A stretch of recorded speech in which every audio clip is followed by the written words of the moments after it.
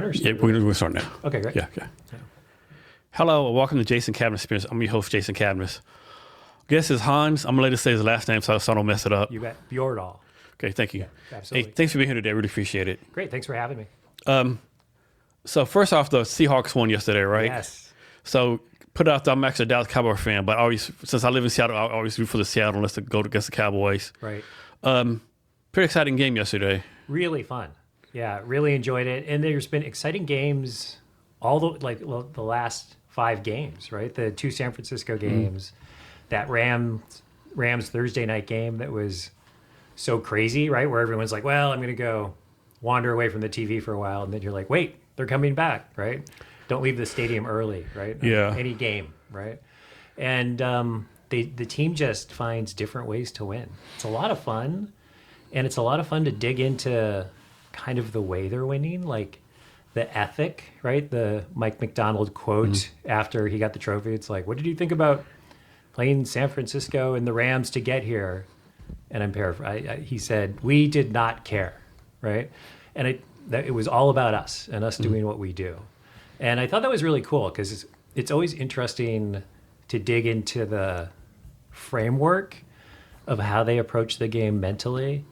And already I'm off on a little tangent, right? No worries. Right, yeah. And one of the things that really stuck out to me for this round of Seahawks excellence, let's say, is that one of the sayings that was really interesting that Mike McDonald says, and he says a few, is that the ball finds energy, right? And I don't know if he coined that or picked that up. Could have been either.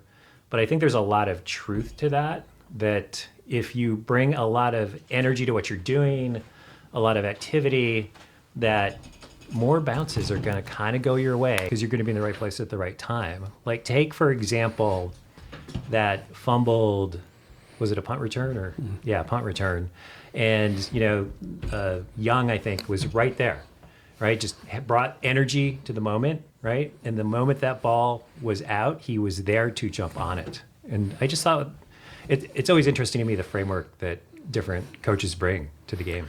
One thing I would do, and of course they would never do this, if I'm Seattle, so you know how they had the number 1 seed, like won the NFC West division, I would do another banner, NFC division part 2, NFL playoffs, right? Right. Can it be the Rams and the 49ers, right? Right. So basically win the division the second time because Arizona don't count right now. Poor Arizona. Poor Arizona, right? They don't count right now, I know yeah. a couple Cardinals fans, and it's just like, that. I mean, good for you. Yeah. Right? Good for you. Right? Yeah. That's very brave of you to be a Cardinals fan. No, right? Yeah, exactly. Like that's one thing. Like I'm a Cowboy fan. We haven't won nothing for 30 years, but at least I can say we won 5 Super Bowls way back in the day, right?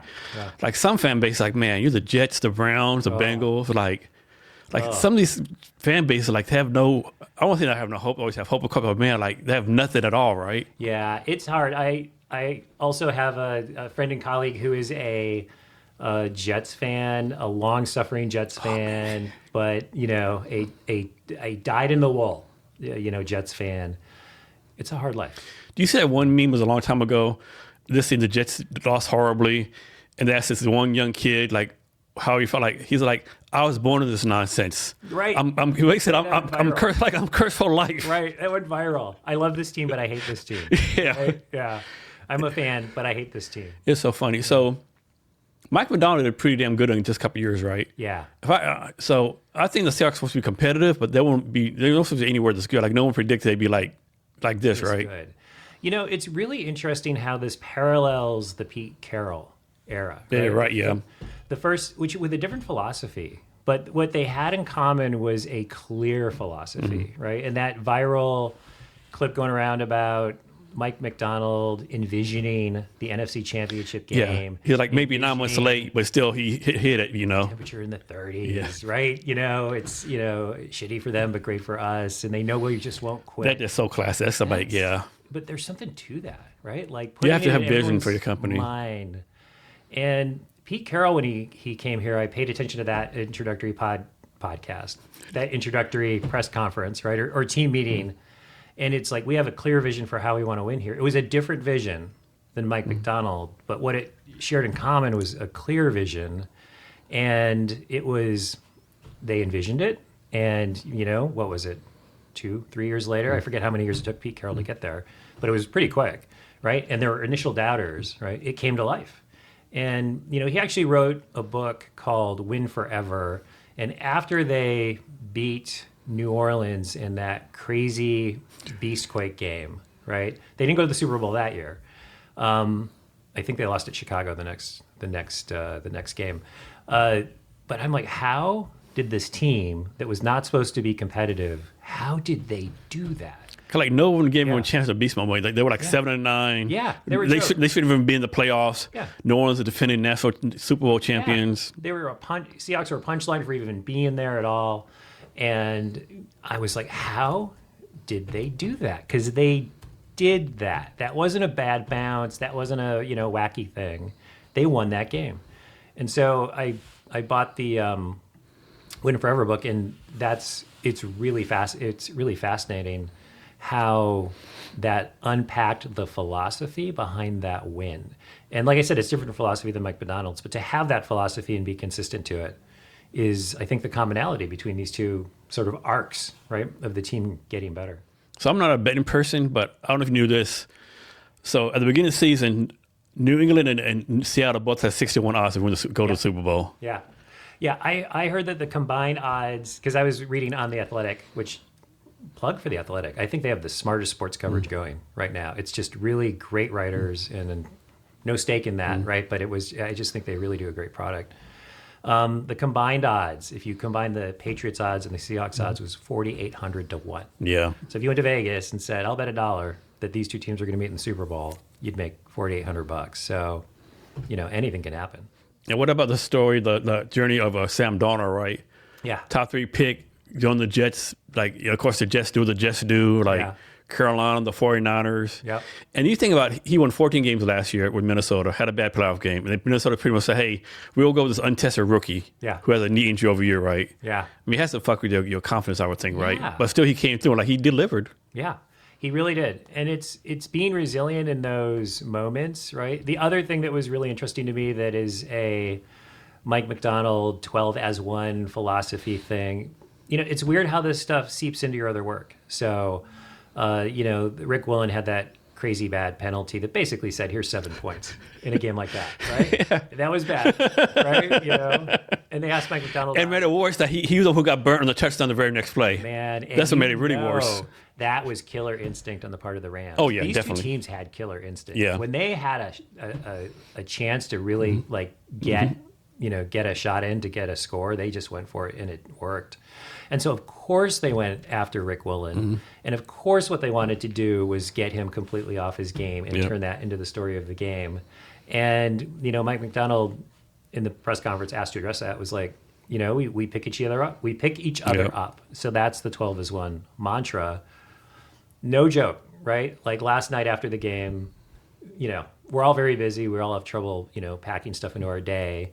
One of my, one of our team members at Culture Foundry was like, hey, we're going into strategy session tomorrow. I feel we could bring a little more, heft to our recommendations in the strategy session. Could I get some help, some ideas to do that? And I kind of flash back to that pick each other up, like, moment. There's no error on the field here, right? But just like, you know what? I'm going to put in some extra time and bring some raw material, bring some ideas, recruit another team member, get in a room, brainstorm, in this case, some, AI search engine ideas that, so they show up better in search engines that are, powered by AI like ChatGPT and Perplexity and the like. And just not leave that person out to go figure it out all by themselves, right? Even though they're capable.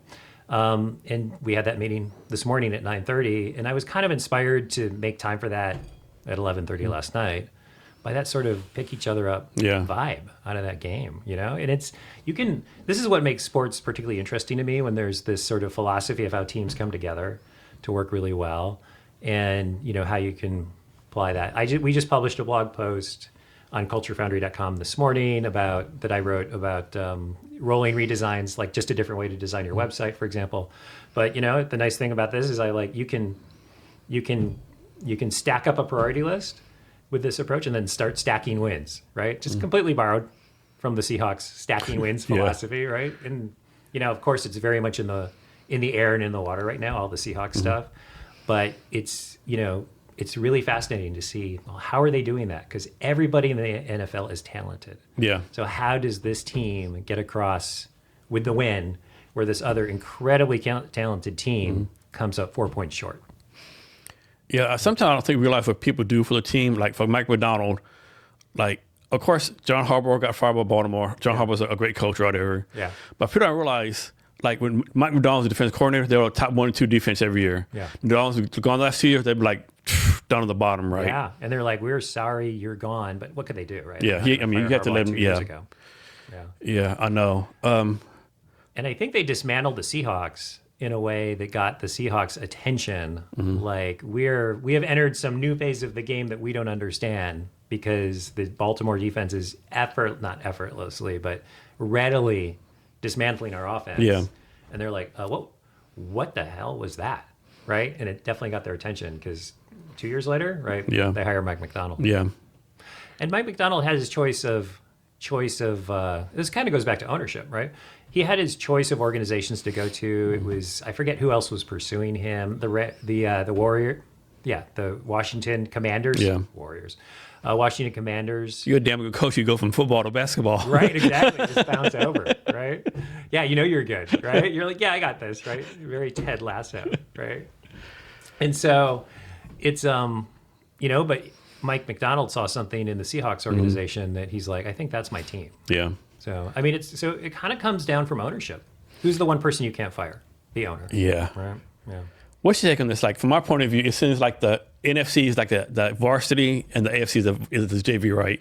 Maybe. Because in the NFC, you got the Eagles, talented team. Yeah. You got Ben Johnson, Chicago, Detroit, Green Bay, Rams, 49ers. It's like, man, they're just stacked. Yeah, but I'm not worried, right? But every once in a while you see that this team was like the line had them as 2 touchdown underdogs. Yeah. That team wins more often than They you do, might yeah. expect. Whenever you go into a Super Bowl matchup, particularly like that, and sort of the kind of the Patriots storyline of the unheralded or the new quarterback. What can they do? Yeah. Right. That's kind of how Tom Brady broke out Yeah. into this. So it's like, but I feel that the Seahawks getting a pretty good, let's call it a good defensive talking to by that game, right? By basically giving up those points and having the Rams, when they seemed really dialed in, kind of scoring it well. It's going to get their attention. I don't think this team's going to walk into that Super Bowl game overconfident. Like, I know one thing, like, the Patriots are a good team. They're 14-3. Seattle's 14-3. That's me speaking. If Seattle loses, to me, they'd be one of the biggest upsets in the Super Bowl. Yeah. I mean, Seattle won their games, but like they had a worst, what's called strength of schedule, Yeah. They won games like 2 or 3 points. I mean, Denver, they beat them because Peyton, the coach, decided to go for a touchdown instead of 3. Yeah. Just, I don't know. I know they're 14-3. They won in games, but man, to me, the way Seattle's playing, if they lose this New England, that's one of the biggest upset in Super Bowl history. Yeah. Just my opinion. And hopefully they have that on the radar, right? And of course, we have to exercise the demons of the last Seahawks. Well, it would be so cool if they fucking signed Marshawn Lynch for one game. Right. And let him score a touchdown on the one. Had him running in. Yeah. Yeah. That would be something, right? Yeah. I mean, they brought him in back when they were all injury. Yeah, I remember that. Yeah, he played for Oakland for 2 years, then came back here. Yeah.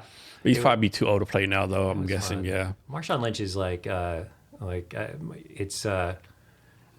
I see Marshawn Lynch, on a podcast or kind of just being Himself in the world, yeah. right? I'm like, Marshawn Lynch for president. Like, Yeah. let's go. Right? Did you see somebody took a video of him like on a linebacker eating Skittles going to the game on Sunday? No, when was that? Sunday. Oh, really? For the game, No, yeah. Somebody did a video. He's on a linebacker just popping Skittles. Nice. Going to the game, Living yeah. his best life. Yep, Yeah. yeah. So we see Seahawks say us a little bit more.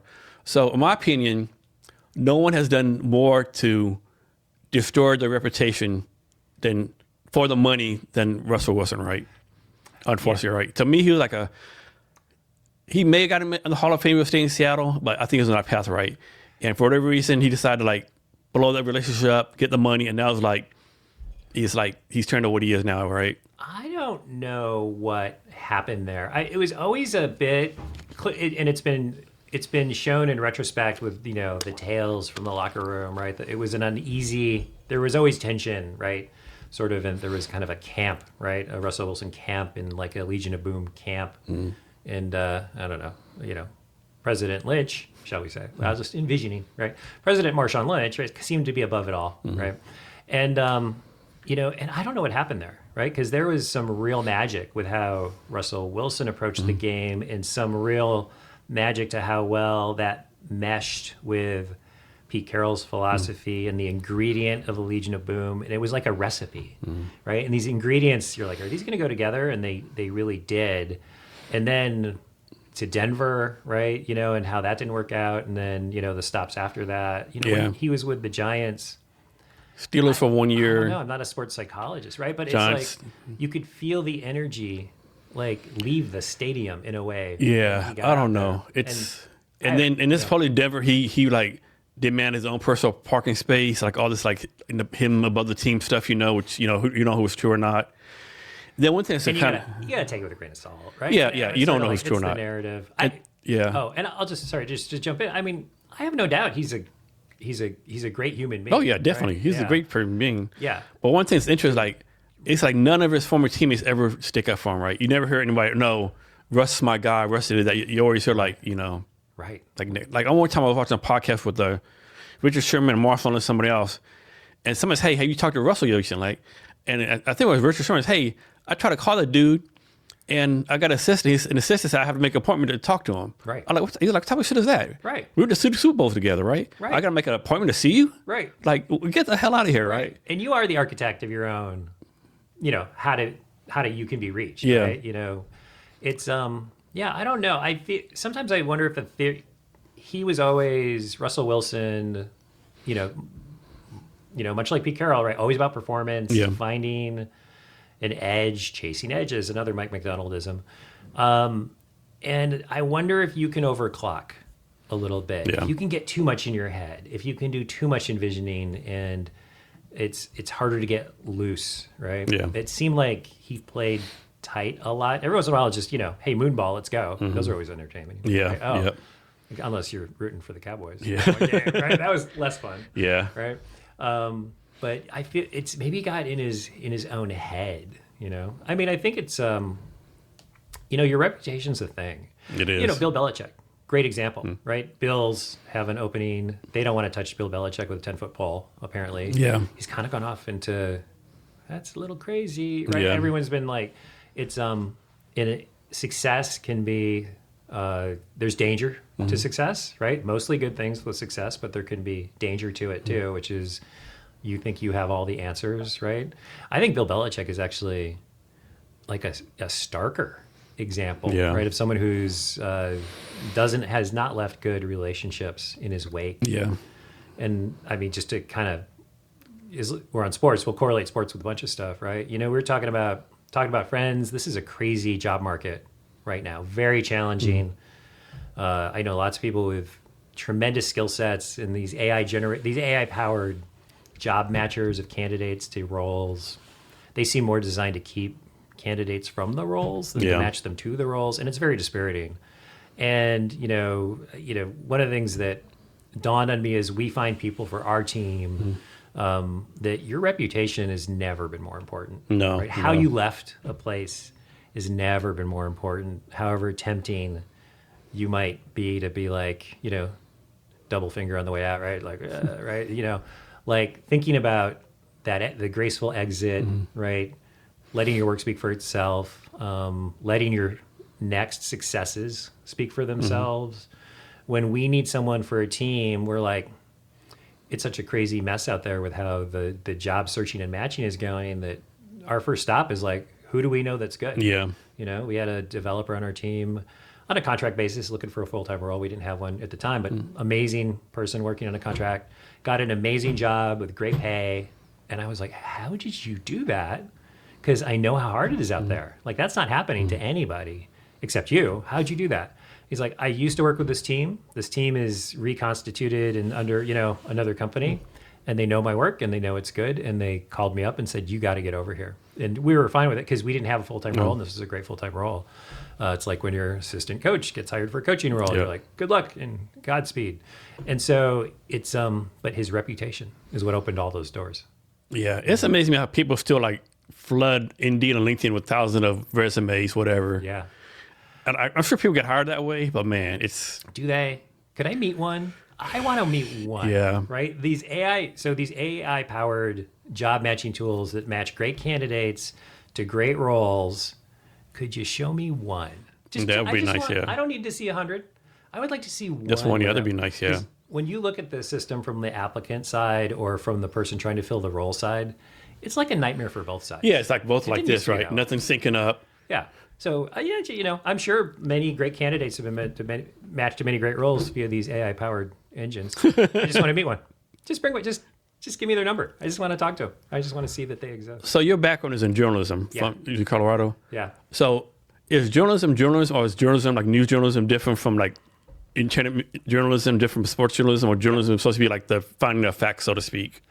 I think journalism, through all its ups and downs, means that through all its been the way I sort of put it all under one umbrella is that we are always going to need stories to make sense of the world, right? And these should be factual stories, right?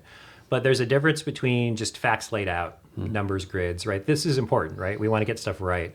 But putting the stuff in context, into a narrative, I think is really important. And so I think that's what's common to what's going on in sports, what's going on in finance, what's going on in politics, business, right? Climate, things like that. Like we can throw climate, stats at people all day and they're just going to kind of bounce off, right?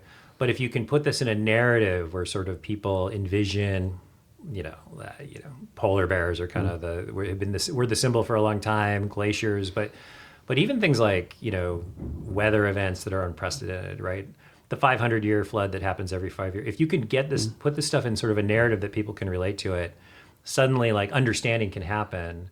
And in journalism, I think that's true of the whole spectrum. And I have a great respect for that whole gamut, right? Like I'm a big fan of The Athletic. I think they do great storytelling. What were the narratives in the game? The game is never just the score, right? The game is like, oh my God, we got that crazy penalty and we all felt this pang of doom because that's how games turn, right? And then it becomes the taunting penalty game, right? We don't want that to be the taunting penalty game, right? We want it to be the fumbled punt return game, right? But these things attach narratives. And so I think journalism's ability to do that, I think, is why it's never really going to go away. I think some of the old structures that used to provide and empower that have just gotten worked, right? I've, interned at papers. I have a journalism degree. I've been a columnist, I've done a lot of cartooning. So I've had some time in the feature section, shall we say. Then with Culture Foundry, I love working on media projects, right? Magazines, right? We work with, right now, Library Journal, which, works in book reviews, right? And so we learn about publishing and things like that. And one of the challenges of working with a media company, particularly if it's got its foot in sort of legacy print, is it's always getting squeezed, right? It's always under stress. We worked with Sound Publishing for a while. Seattle Weekly, Everett Daily Herald, write a lot of papers in the front range, I think 30 plus of that size, right? And we loved working with that team. We loved working on the product, but the stress, the financial stress that the organization was going through was always evident, always limiting, and always made it hard to do what we knew needed to be done to get to the other side of that, presumably. But that's their business, not ours, so we can't speak to that. And that organization did go bankrupt and got reacquired, right, by another organization. So there's a lot of struggle there. But there's also a lot of green shoots that are really worth looking at, Like this podcast is a great example, right? So I am legit a fan of this podcast, right? It's sort of long form. You learn about the people. They're local people. I'll throw it on, walk the dog, right, whatever. So I'm like, oh, that's really interesting. And that's sort of a long form medium where all the trend was like, well, people need the soundbite, right? They need it 20 seconds or less. Yeah. Suddenly this sort of long form approach emerges to kind of fill the gap. And what are people hungry for when they go from short form to long form, right? They're hungry for understanding, I think, right? And that like you can't really tell much about an issue in 20 seconds or a person. You just can't, yeah. And if you go long form, you really get a better understanding. Let's go back to sports, right? I think one of the more amazing media stories attached to the Seahawks surge, and this is not an overnight thing, is the whole, do you follow the Hawk blogger phenomenon at all. So it's led by someone named Brian Nemhauser. I've never met Brian Nemhauser, but I'm a fan of the daily Seahawks podcasts that he's been putting out with, sort of let's call it a field of commentators with different personality types that mesh really well. And whenever he sort of is like, wow, you're not going to believe the latest stats on this thing, it's also great writing, right? It's like The Athletic. It's a different thing, but it provides really great insight into the game from a legitimate, let's call it a fan perspective.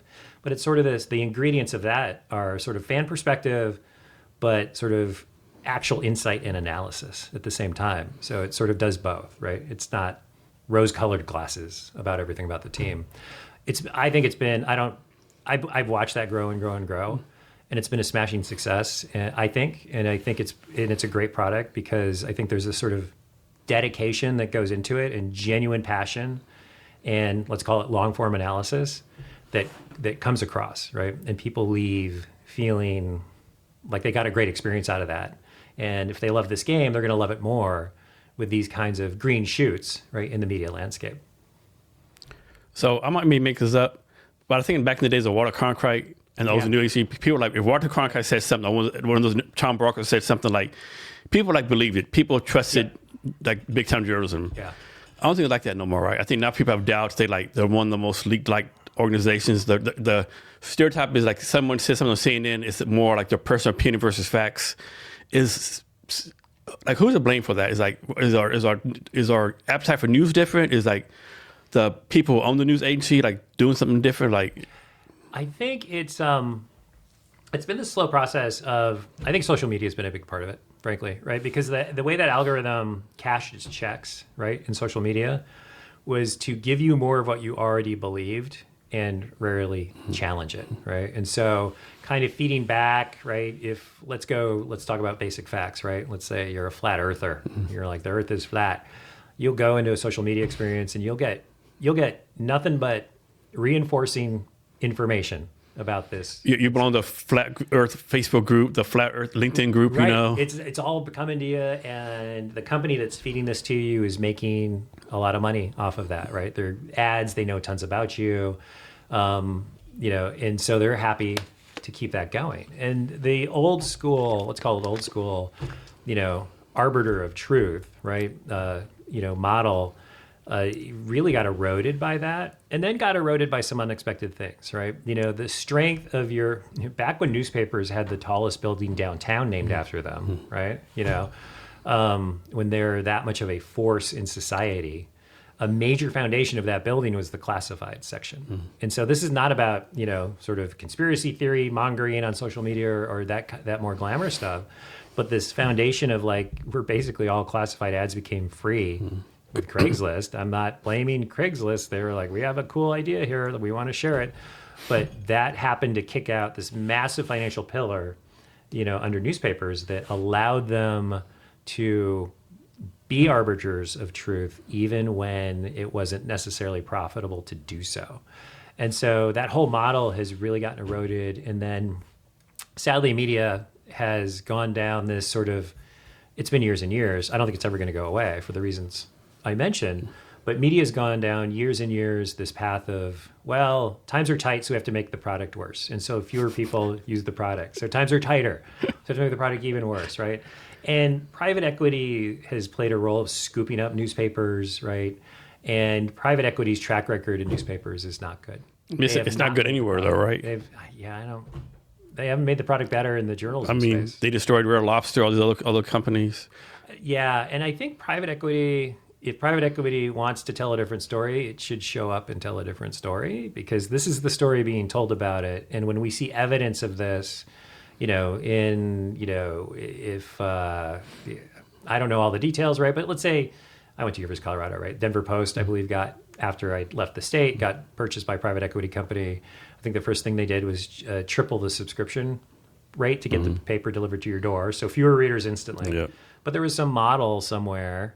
Some data or some metrics. Facts might be a little off here, but we're going to make more money.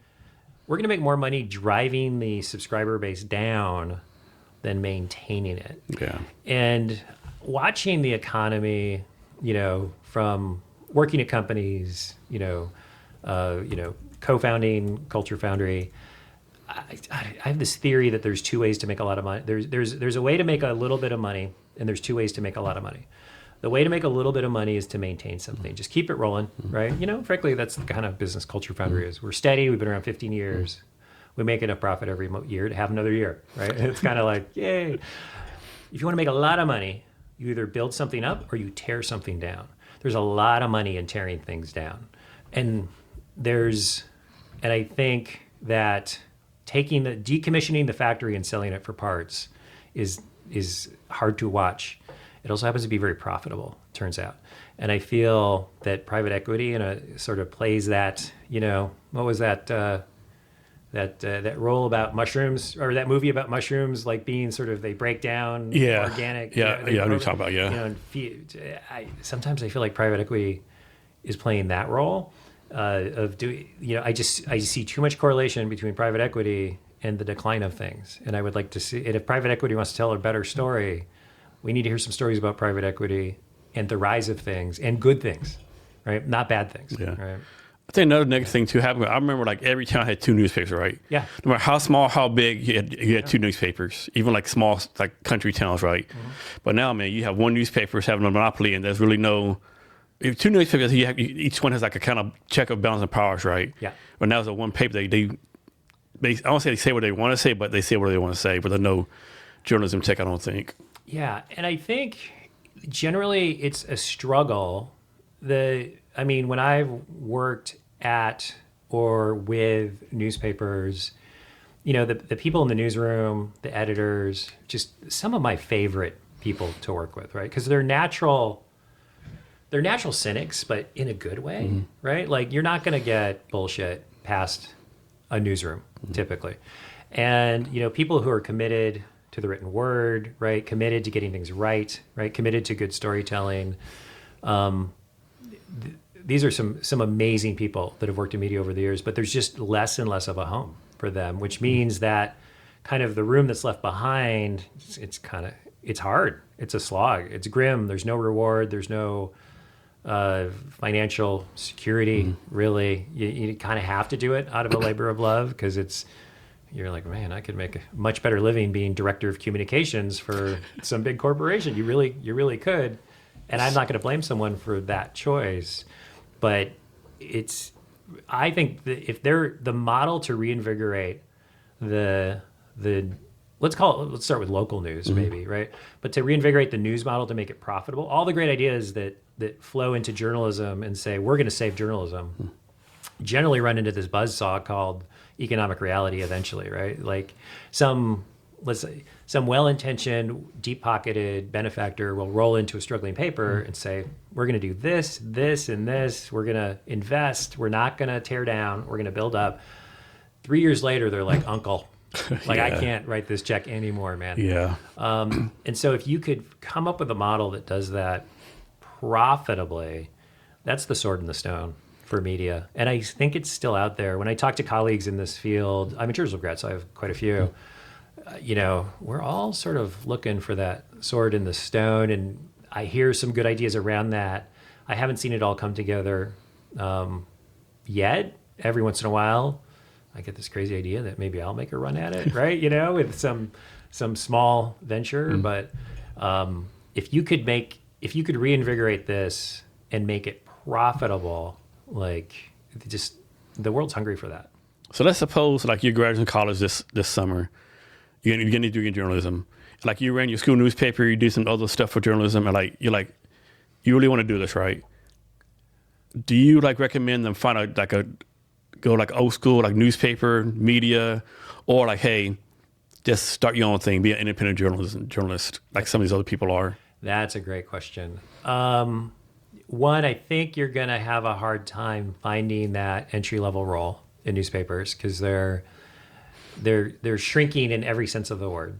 There's some standouts out there, right? But overall, they're shrinking. And so I think the trouble with just going by the seat of your pants it's going to be hard to learn, right? You're just going to learn. You could head down. You could be like, oh my God, I discovered the Earth is flat, right? I'm going to do the flat Earth, podcast and chase that. And there's like no structure. But if I was, yeah, I think I have to answer this question. I can't say both. I would say DIY is the way to go because the tools are there, right? You know, the information's there. It's not gated. Here's an idea, right? You know, do a blog that is called in your local community called Every Freaking City Council Meeting, where you go to the start of the city council meeting and you go to the end and you don't just go, this happened. You sort of write a narrative around it about what happened, what dynamics were at play. But you went there for the beginning of this 2-hour meeting and, you know, your take on the public comments, right? And you stayed to the end and you went to every freaking city council meeting because now as the reader, you didn't have to go, right? And so you could shine a very targeted light, right, on something like that. So if you found it like a niche, right, and be like, I'm just going to own this very well-defined thing and do it super well, right? Then kind of going back to sports, right, I think Hawkblogger's done a really good job of that, right? There's this sort of well-defined, bounded thing they do, and they just focus on doing it really well. If you find that thing that's interesting to you, and you just cover it from end to end and try to be really genuine about telling a true story and not, you're here to, here's what's going on, and not like, I'm here to expose the city council's conspiracy against flat earthers. That's always the risk, right? That you're down some rabbit hole and you're like, it's, but I think DIY because all the information's out there and the publishing tools are getting easier to use. And it's so easy to get people following on social media, you know. Yeah. But, no, go ahead. The trouble with social media is platform risk, right? Yeah. Which is, this is the tale as old as time, as old as tech time, which I guess isn't that old, right? But you're like, hey, Facebook comes along. You're like, hey, news media, we're gonna help you out, right? We're gonna send people to your site. Well, we're gonna borrow the lead from the story and have them read that on our. But we're gonna send. Okay, we're gonna borrow the lead in the first 2 paragraphs. Hold on, we're gonna borrow the whole article. And then if they want to read more articles, we're going to send them to your site, right? Yeah. Hey, we need you all to, media people will recognize this. We need you all to pivot to video right away.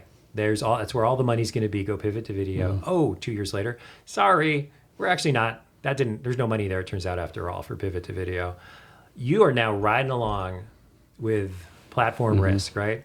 You know, I think Twitter is case in point for platform risk, right? If you're all in on Twitter is like a brand extension, I feel that's kind of a red flag at this point because Twitter is a nightmare right now. And if you want to, why are you in that room? Because that room has gone very dark and very crazy, right?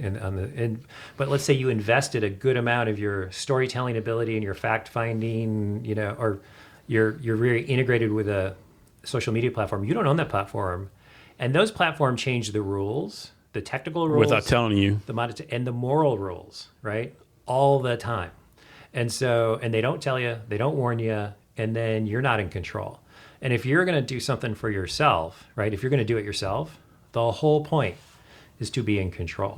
So making sure that you own your platform, that the primary way people get what they're coming for is something you own. You know, you effectively own a WordPress site, right? It's open source or a Drupal site. There's other technologies up and coming that you're like, yeah, I own that, right? And then you treat all the social media as an extension. And the second social media, you know, one of these 5 or 6, there's new ones coming on all the time. They change the rules on you. You can be like, bye, right? I'm over to Blue Sky, right? You know, and so, but you're not centered on any one social media platform. Now, some people do that, catch a wave, get very rich very quick. Yeah. It can work, right? They can be like, well, you're wrong because I made $500 million on like, you know, pie in the face videos, right? Yeah, you did, right? But the ball bounced your way, right? If you want true control over this work that's very important to you, you absolutely need to control your platform. So do you know who Brandy Cruz is? Yeah. Yeah. So what do you think about her? I call it the Brandy Cruz model, right? So she was like a journalist, I think, at one of the local radio stations, TV stations. I guess had a disagreement, and they started their own stuff, right? And like one thing I like Brandy Cruz, like I think she leans right. Yeah. But I like the fact that she gets heat from the left and the right. So my thing is, if both sides are going after you, you might be doing something right. I think it's, you know, being. So she's making pretty good money, has a good model going on. And I'm aware of her and seen some of her stuff. I don't follow per se, so you know whatever's happened in the last year or so I'd probably be missing. But I think in terms of the awareness of what she does, and clearly there's some followers there. She's followed the DIY model, right? And so I think that is a good example. I think what the problem, I sort of come back around to what made me go like A and B, is that when we just have a media landscape of scattered people with different perspectives, we do miss that arbiter of truth, right? And that's a real vulnerability, I think, in the information landscape. It's weird out there, right? It's stressful, trying times, and I think sort of a lack of ability to come to some basic agreement on what is true and what is not true is a fundamental problem. And I think, if you were to solve that problem, you probably have a better shot of solving it locally first, where you can get it wrong a little bit and then get it right and then tweak it and then expand it out rather than go big early. I just think you're gonna be over your skis, right? Even if right, someone who's pretty well financed and well knowledgeable, it's a problem where I think you'd almost have to start small. So you know how like lawyers, accountants, these other different organizations have actually certification rules to follow.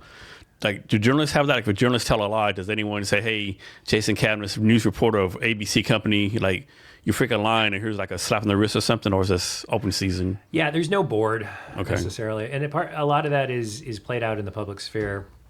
We have, sort of I think the New York Times stands. You're gonna take arrows with the national media. Yeah, obviously, yeah. I think the New York Times has stood really well as, and they catch a lot of arrows, but, and nothing's perfect, but the New York Times has stood pretty well as like, what's really going on here, right? But there is no like referee, referee. It depends on how you're scoring, right? Some people score by money, right? This is profitable, so I'm doing it right. Some people score by fame or infamy, depending. Some people are really, it's an energy source, right? To be famous, and it's what they chase, even, and they prefer fame to money.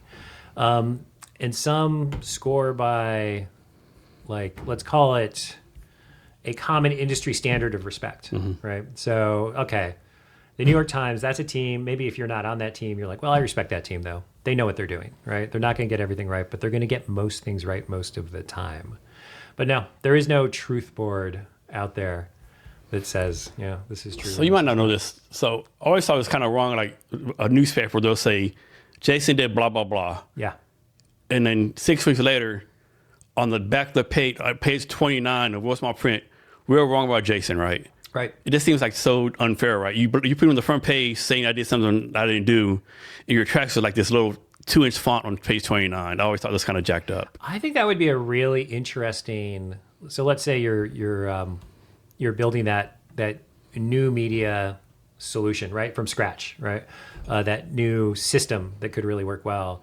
I think really elevating what we got wrong, right, would be a real compelling feature that people would respect, right? And digitally, you can do that, right? You could have that be a running list, right? What we got wrong, right? We thought this, we later found this. I think that'd be, I think that'd be really, really compelling. I think the other thing that the media really lacks on, just in terms of the theme of follow through, is whatever happened to, right? The stories come up, you're like, wow, everyone's talking about this thing, right? Whatever it is, everyone's talking about, who was the guy in that election cycle? Some Joe the plumber or something like that, right? And then you never hear about that person again. Yeah. And you're like, what happened to that person, right? Like how did that play out over time? I feel that there's really interesting stories to follow things that had their moments in the spotlight and how that turned out for them, right? And so I think there's this sense of immediacy that takes precedence over everything. And part of this is the self-reinforcing model where, that's what draws the people, draws the clicks, and the thing that I think people forget about media companies, particularly small and medium-sized ones, which are generally the ones we've worked with, is that, oh my God, they got to make payroll too. Yeah. Right? They gotta, you're like, I got to make, and I got to make payroll, right? And I got to fund the health insurance. And like, they have to run a business in addition to all this stuff, which makes it such a hard job. What do you see as the future of journalism and media going forward in the United States? I think we're going to need to come back to, I think there's a new, I've said this for years, right? Any day now, right? I think there's a new model on the horizon. I think there has to be. And I think there's been some interesting attempts to do that.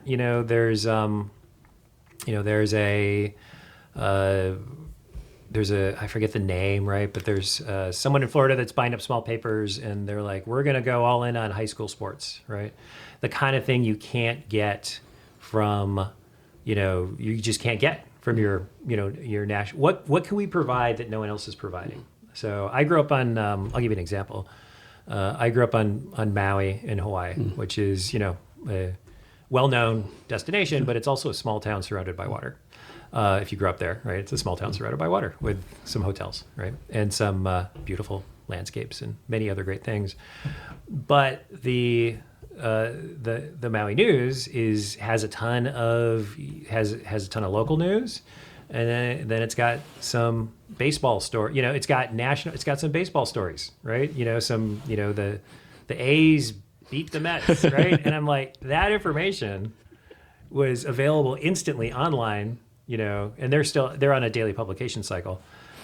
Like 23 hours ago, like, why is that getting, and it's a print product still as well, digital, right? Why is it getting any column inches when, local focus is the thing that can't be had elsewhere outside the bounds of the island? And there's a couple media outlets on that island that are kind of making their way there.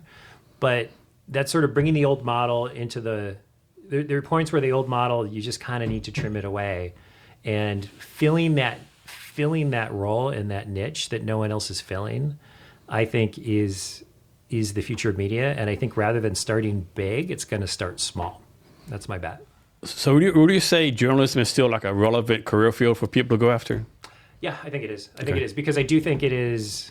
Look at the successes out there, right? Look at the things that have sort of come out of quote unquote nowhere, where people have been, getting to know people in an in-depth way, right? Or telling stories or going deep. There's a lot of these areas that are interesting that remain to be filled, and you can actually correlate that with your own interests to provide your energy source, right? To be like, oh, that's amazing to me. That's fascinating to me. And you can carve yourself a path of success there. And I think in some ways this can, we talk about journalism, right? But at some point journalism can segue into entertainment, right? And that Hollywood's been taking it on the chin lately, right? Sort of moving into streaming has been like, this would be great. It's kind of similar, right? Newspapers were like, oh my God, digital, what an amazing opportunity, right? And then they're like, our digital revenue saw a 10x increase last year. And was like, yay, that's great.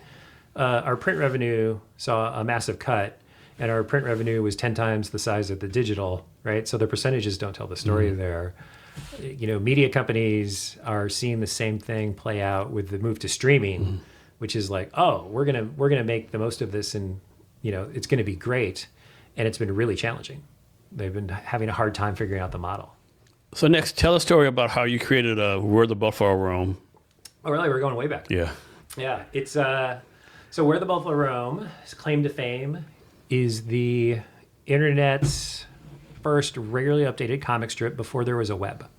And so this is in the 90s when, the Usenet was still the way, and news readers, right, which are specialized applications, were the way to get information. And I think this was around 91, 92, maybe a little early 90s, a couple technologists approached me and said, we want to put your comic strip on the internet. My comic strip had run in the Colorado Daily at the University of Colorado, which was sort of the private, the for-profit student paper that was kind of like a city paper and a student paper overlap.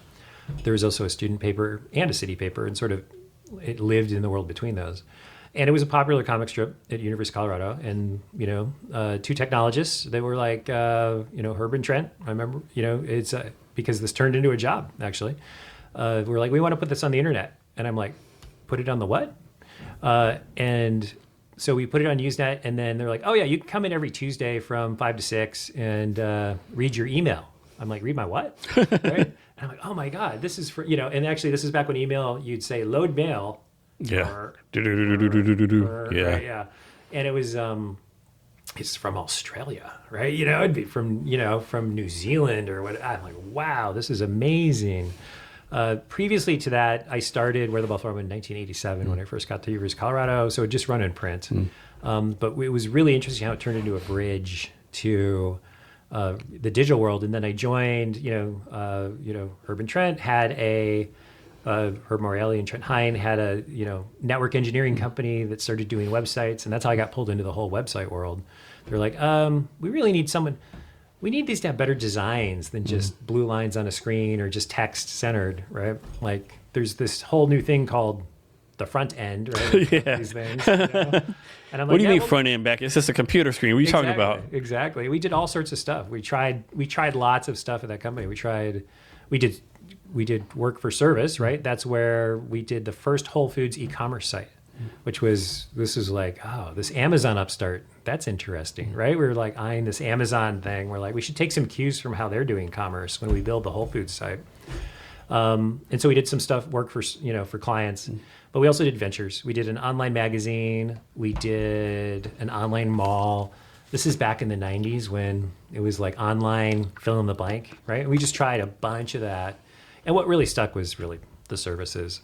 But yeah, and so Where the Buffalo Roam, prior to that, I'd self-published 2 books, that old-fashioned way, right? This is pre-digital with, wax rollers. I don't know, anyway, you have to go way back in publishing. You remember wax rollers? You'd print out your thing and you'd put wax on the back and then put it on the grid paper. Then you take a photograph of that, and that gets turned into a printing plate. Oh, like, it's just it was so old school. You have to work on a light table so you can get the grids lined up. But yeah, that was really fun. Sold a bunch of copies, which was really nice. And then went digital with it, and then moved on to other ventures when that kind of ran its course. And are you still a board member of something called Northwest Samoyed Rescue? Yep, still a board member. What is that about? So Samoyed is a breed of dog. And so it's an Arctic dog, native to Siberia. Very white, very fluffy. Sort of like kind of a cousin to the husky, the Malamute. And, my wife and I have had Samoyeds during the course of our last 25 years, ever since we moved to Seattle. My wife Holly was like on the phone with Northwest Samoyed Rescue because when we moved to Seattle and had bought our first house and could like have a dog, she's like, let's get a dog right now. I'm like, could it wait? Could it wait like a month, right? Until, the furniture's in. No, we need a dog now. And we did. Right. And so we've gotten 3 dogs over the course of 25 years, right? Through young to old age. And then the people that ran it for 25 years, just hit a point where age and health, right, had sort of taken their toll, and they needed someone to step up. And like every sort of challenge with volunteerism, everyone's like, yeah, I'd love to help, but I'm so busy right now. And, the people that had been running it for 25 years, Ron and Kathy Manor, who were just, did everything to make those dogs' lives better, were like, hey, not to be direct, but if someone doesn't step up, this is going to go away. And not just us, but us and I think 8 other board members, I think is what it adds up to, 8 or 9 other board members. Everybody had to step up. Everybody had to step up to fill the shoes of these 2 people because these 2 people did so much stuff. And so, I'd say actually, and we have one board member, Melissa, who was instrumental in that phase and is also instrumental in this phase.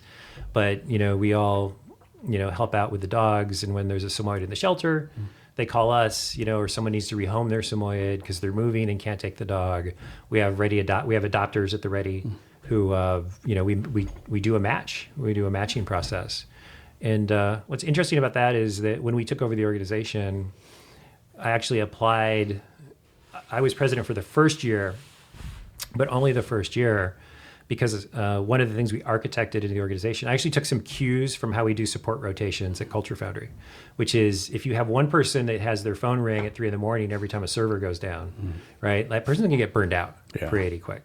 So you need to have a support rotation.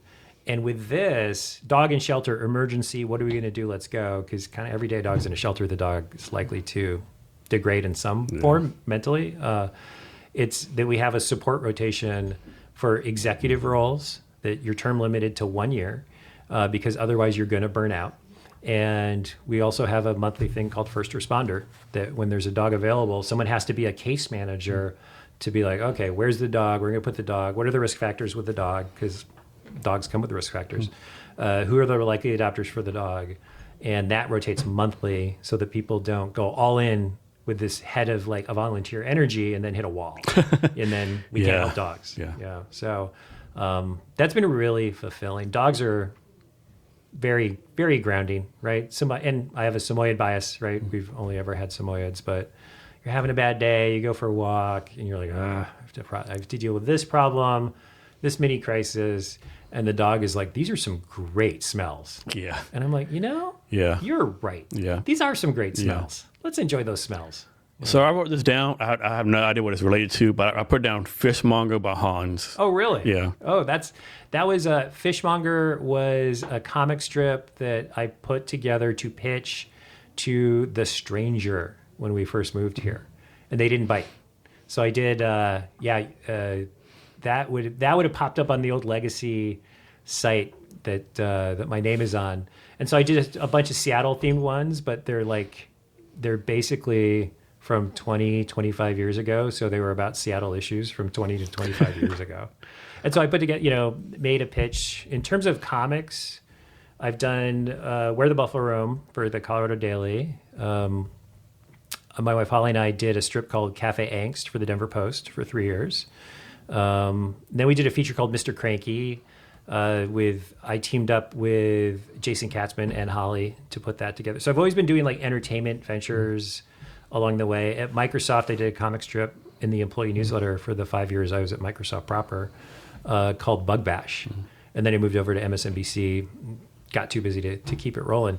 But there's always been this itch, right, to do love doing comics. Every once in a while I'll take a break and say, well, I think I'm done with that for a while. And then I'm like, I just had a cool idea for a while. So what makes a good comic strip? I think a good comic strip is the ability. The challenge with a comic strip is to get a point across that's kind of a complex point with, I call it as few lines as possible, right? And that's both the writing part of it and the artwork. So for Cafe Angst, I did the writing and Holly did the illustrations, for example. And so, the trick is to really get a cool point across with, as few lines as possible, right? To really, you have to work in a very tiny space, to get, if you got 4 panels instead of 3, it feels like a luxury. And then the other key to a good comic strip that's a real challenge is longevity, to keep it going, right? The people that have done it for decades, right? How many decades did Charles Schultz do Peanuts, right? 40 years or something. To keep it going year over year without getting stale is a real challenge. But every once in a while, you get a strip out or a gag, and you can kind of tell that you've landed it. You just kind of know, right? When the pass leaves your hand, it's going to the end zone. And sometimes it's a real struggle. On the 5th, attempt to make the joke land, you're like, I'm just going to give up on this one, right? It's cutting room floor. So next, let's talk some about the current crossroads of tech, right? Because it seems like tech should work for us, but often it's not like we're working with the tech, right? Yeah. Unfortunately, right? Can you talk about that?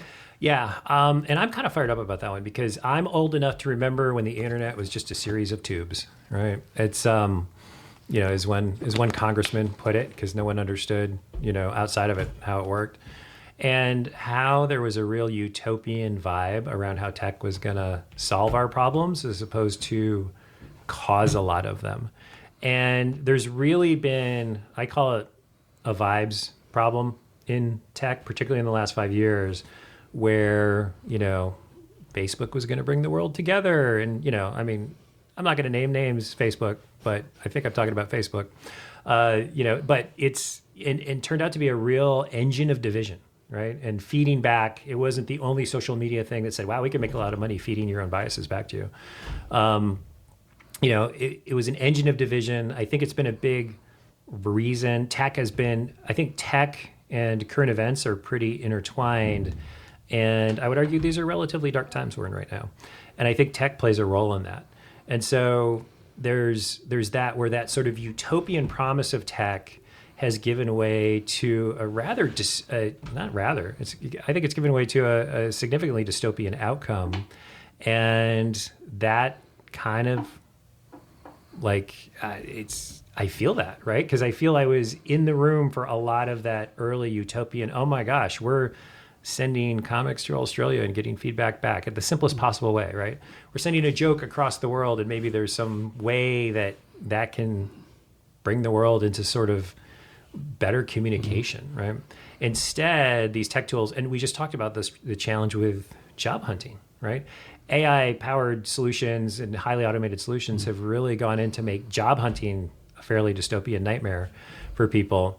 And I recall back in the early days of tech when that was not the point at all, right? And so I feel that the tech has been hijacked to the point where there's been an effect on the culture that's been problematic. And there's also been, we talked about platform risk, right? That if you're putting, let's go back to this, let's say you're putting your site together for your media venture, right? What this should feel like is that you're telling a story and that there should be this powerful tech tool that helps you tell that story. And it's helping, right? What many people feel right now is that they spend all day fighting the tool and they never even start their story, right? Because they're uploading a security update because there's been a security breach, or the button says, add blue, and it doesn't, right? And it's like, well, it's not adding blue because you're on this browser and not that browser or whatever. Like, you're fighting the tool. You can feel the friction of you just trying to get this simple thing done, this promise of how this thing was going to work. And what frustrated me is like, once you figure it out, like, man, that was so simple, but you didn't know how to do it because it wasn't simple. People don't do the documentation, right? And often the quality isn't there. There's a good rule of thumb in tech for doing good tech, which is fix your shit, right? If this thing doesn't work, don't move on to the next thing. Like, let's say, oh my God, we're all crazy about this AI strategy, right? Can you reliably publish to your website right now? Like, does that work reliably? That you can get the basic fundamentals of putting content in, saving content, and publishing. Is that actually working? Right? Is 2 + 2 equaling 4 on the other side of this equation? Get all that super right, put monitoring on it, so if it goes wrong, you know it went wrong, and then go do your sort of your more ambitious strategies around what you're doing. Yeah. One thing I don't think people realize, this like generally, I don't think people realize like how much tech is put together by duct tape, right? So to speak, right? Yep. It's like, we have this image, like all this great, whatever we call it, like code, perfect code, but it's like a lot of like tech debt, like duct tape, for lack of a better term. And it's like, You're always on the cutting edge too, because it's moving very quickly, which I think is okay if you can have people who are helping you figure out which of these cutting edge things have already kind of gone through their growing pains and are going to help you. I mean, I'll give you a good example. I was, working on a site, and we were like, okay, we need to do the translations, right? We need to translate a bunch of pages into Spanish. It's a WordPress site, and we're moving this forward. I'm working on this directly, right? We're not that big a company, right? I got to be hands on for some projects, and it's like, oh, with one click, one button. Just one button, we will translate your whole site to Spanish. The site is about 200 pages, right? I'm like, I don't know, right? We're not published yet. We haven't gone live yet, right? So I'm not going to do anything bad to a live site. I think this was not all the content. Tech people will know all the content is on a production environment, not a staging environment. So I can't quite really test this on staging. But the production environment's private because we haven't launched yet. I'm like, I'm going to press the button. I'm going to press the button. And I press the button, and I come back later. Or like I'm watching it, and this site has like 200 pages or something. It's like, now translating page 15,028. Oh. What are you doing? What are you doing? And can I undo it? Stop, right? I had to go clean that, it just like didn't do, someone made a button, but the button didn't do what was promised. And I think that's some of this early AI adoption has been that way, right? We need to have an AI button like on this experience, and so that someone on a job review somewhere, a performance review can say, I put the AI into product X, that the AI didn't work well at all is not factored in, right? There's generally, I think there's been an erosion in tech of, and this is kind of a vague notion, but I think it's still a powerful notion, of a genuine commitment to quality, right? That if you made that button and clearly that button should be translating 200 pages and comes back and says, I translated 15,000 somethings, right? You're like, that should not have launched, right? Or AI, I was on a, we'll give every big tech company a turn, shall we say, right? I was on an Adobe experience where I it's like, use AI to do XYZ, right? And I hit the button to do XYZ and it didn't do anything like that other experience did, right? But it did something totally unexpected, or it just gave me an error page that said, this is not ready yet. Would you like to go to our help documentation to learn more? I'm like, well, now I'm morbidly curious. Sure. It goes off to some unrelated help. We have wasted my time and our time, right? Anyone it's using this. And this is another sort of operative framework that I take super seriously, which is that time is the resource that cannot be wasted, right? And so if tech is wasting your time, if you're trying to do a simple thing and you're fighting the tool, right? The tool's not doing what it said it would do. It's throwing unexpected returns. This should be rendering in a sensible way and it's not, and there's no indication as to what happened. And you're particularly trying to do something simple, the tail is wagging the dog.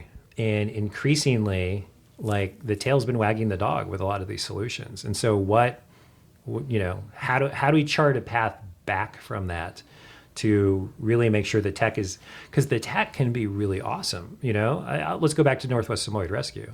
The previous people that ran it were not super tech forward, right? It's still, they started it in a more analog era. So they didn't even have their only website was Facebook, right? Platform risk, immediate problem, right? We still have a Facebook presence. For something like this, you got to have one. But we created a WordPress site that, has this entity called a dog, and the dog has, available and adopted as states. And we have an online form, that you can fill out. We use a service called, Politics to help provide that. And we used to have a problem of not enough applicants, right? And then we had tons of applicants because suddenly we had a place you could find us where if you Googled, where do I go if I need to rehome my Samoyed in the Pacific Northwest?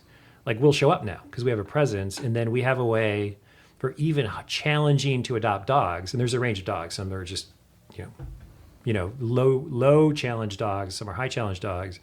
But for any kind of dog, we now have the tools to showcase that dog with videos and photos and express its personality. We're not sending anyone to the moon, right? This is about getting the basics right, right? AI is not powering any part of this experience, right? This is about getting the basics right. And it makes a tremendous difference if we get the basics right. And then keep an eye on it because, the tech, an update could come in that breaks something, make sure it's monitored, that we've got eyes on it. But that's an example of tech connecting dogs to adopters, right? And doing it really well and doing it exceedingly simply. So I think that's, hey, we talked about the tail wagging the dog. We're actually talking about literal dogs here, right? But there's so many cases where we encounter at Culture Foundry people who fight their tools all day or went all in on a major tech redo, right? And the project it just was the previous project was not just non-optimal, it failed outright, right? It just collapsed on itself. and everyone got hurt, right? We walked into rooms as kind of the company that comes in after that, and we're like, everyone's very wary of us, right? They're like, are you going to hurt us like the last people did, right? It's kind of the vibe. Are you going to make promises you can't keep, right? Are you going to say this is going to be simple and it's actually going to be complex? And so sometimes we have to go rebuild trust we did not break, right? Because people were fighting the tools, fighting the project, trying to get a very worthy thing done with the technology. And all they got instead was a time and money sink that did real damage. And I think the way some of this is coming together, it's weird how that's kind of a vibe in tech, both in terms of just implementation and I think cultural impact, right? Going back to the job matchers that everyone complains about, but no one seems incented to fix, right? So I want to talk about tech in a minute, but first let's talk about this, right? Yeah. So over promising, under delivering, right? It's like back in the day, everyone would like over deliver, under promise, right? But it seems now everyone is like over promise, under delivering, right? Yeah. Like how did that? Like man, it's like that's to me just a bad switch, right? I think incentives, right? It's the company that is incented by quarterly profit is going to maximize for quarterly profit every time, right? Incentives are powerful things. The company that is incented to check boxes on the annual review form, you're going to get, if you're going to set up these rules of the game, expect people to start gaming the rules, right? And I think these incentives have led, and some of the worst behavior, you see in big tech. I spent almost 5 years at Microsoft, which on balance was a pleasant but placid experience, right? It was, it was not the best stretch at Microsoft, right? This was the mid-late 90s. I think it was in a better place before then, and maybe is in a better place now. Jury's out on that, I suppose. But it's, in any big company, though, not to single out Microsoft, I have a lot of friends at Amazon, right? We're in Seattle. We all have them, right? Man, we know this personality, right? This is the personality that rolls in, could be any large company, rolls in with big ideas, empire building methodology. And before this big idea can fail, they're out the door to their next, right? They're sort of bouncing, they're out the door to their new opportunity before this thing can fail because the thing had a 3-year or 4-year timeline. And When they leave in 2 years. They're gone. They're gone before that comes in. And so these incentives lead, I think, to these kinds of experiences. And then I think, I don't know, there's a ragtag bunch of us that I think still that's really important to us. We actually try to go, we try to go in early in a project and set expectations early and not be too boostery about how great it's all going to be, right? And even in our sales process, we want to be, this is hard, and not just because, you getting a basic publishing website to tell a story up is not a moonshot, right? And it's actually getting easier than it used to be. And, you might be able to do more with your budget this year than you could do last year even. But you still need to go through all your content and figure out whether it stays or goes, right? You still need to figure out how much you're going to, how you're going to tell these stories and get your organization aligned, right, to tell these stories. These are hard projects to get everything aligned, particularly if it's a total rebuild, right? If you're doing a tear down and a rebuild because your tech is sold. So we go in early and say the vibes early in a project are always great. You want to surf that wave. It's going to be so great. Everyone likes to take turns kicking the old thing, right? Even though it was built 10 years ago, based on good decisions 10 years ago, it's 10 years old. And everyone's like, oh, I can't wait to be done with that. And we're like, this is great, right? It might be me. It might be one of our project leads on our team, right? Could be Jory, could be Laura, right? It's on our team. And who's going to tell you right up front, you love me now, you love us now, right?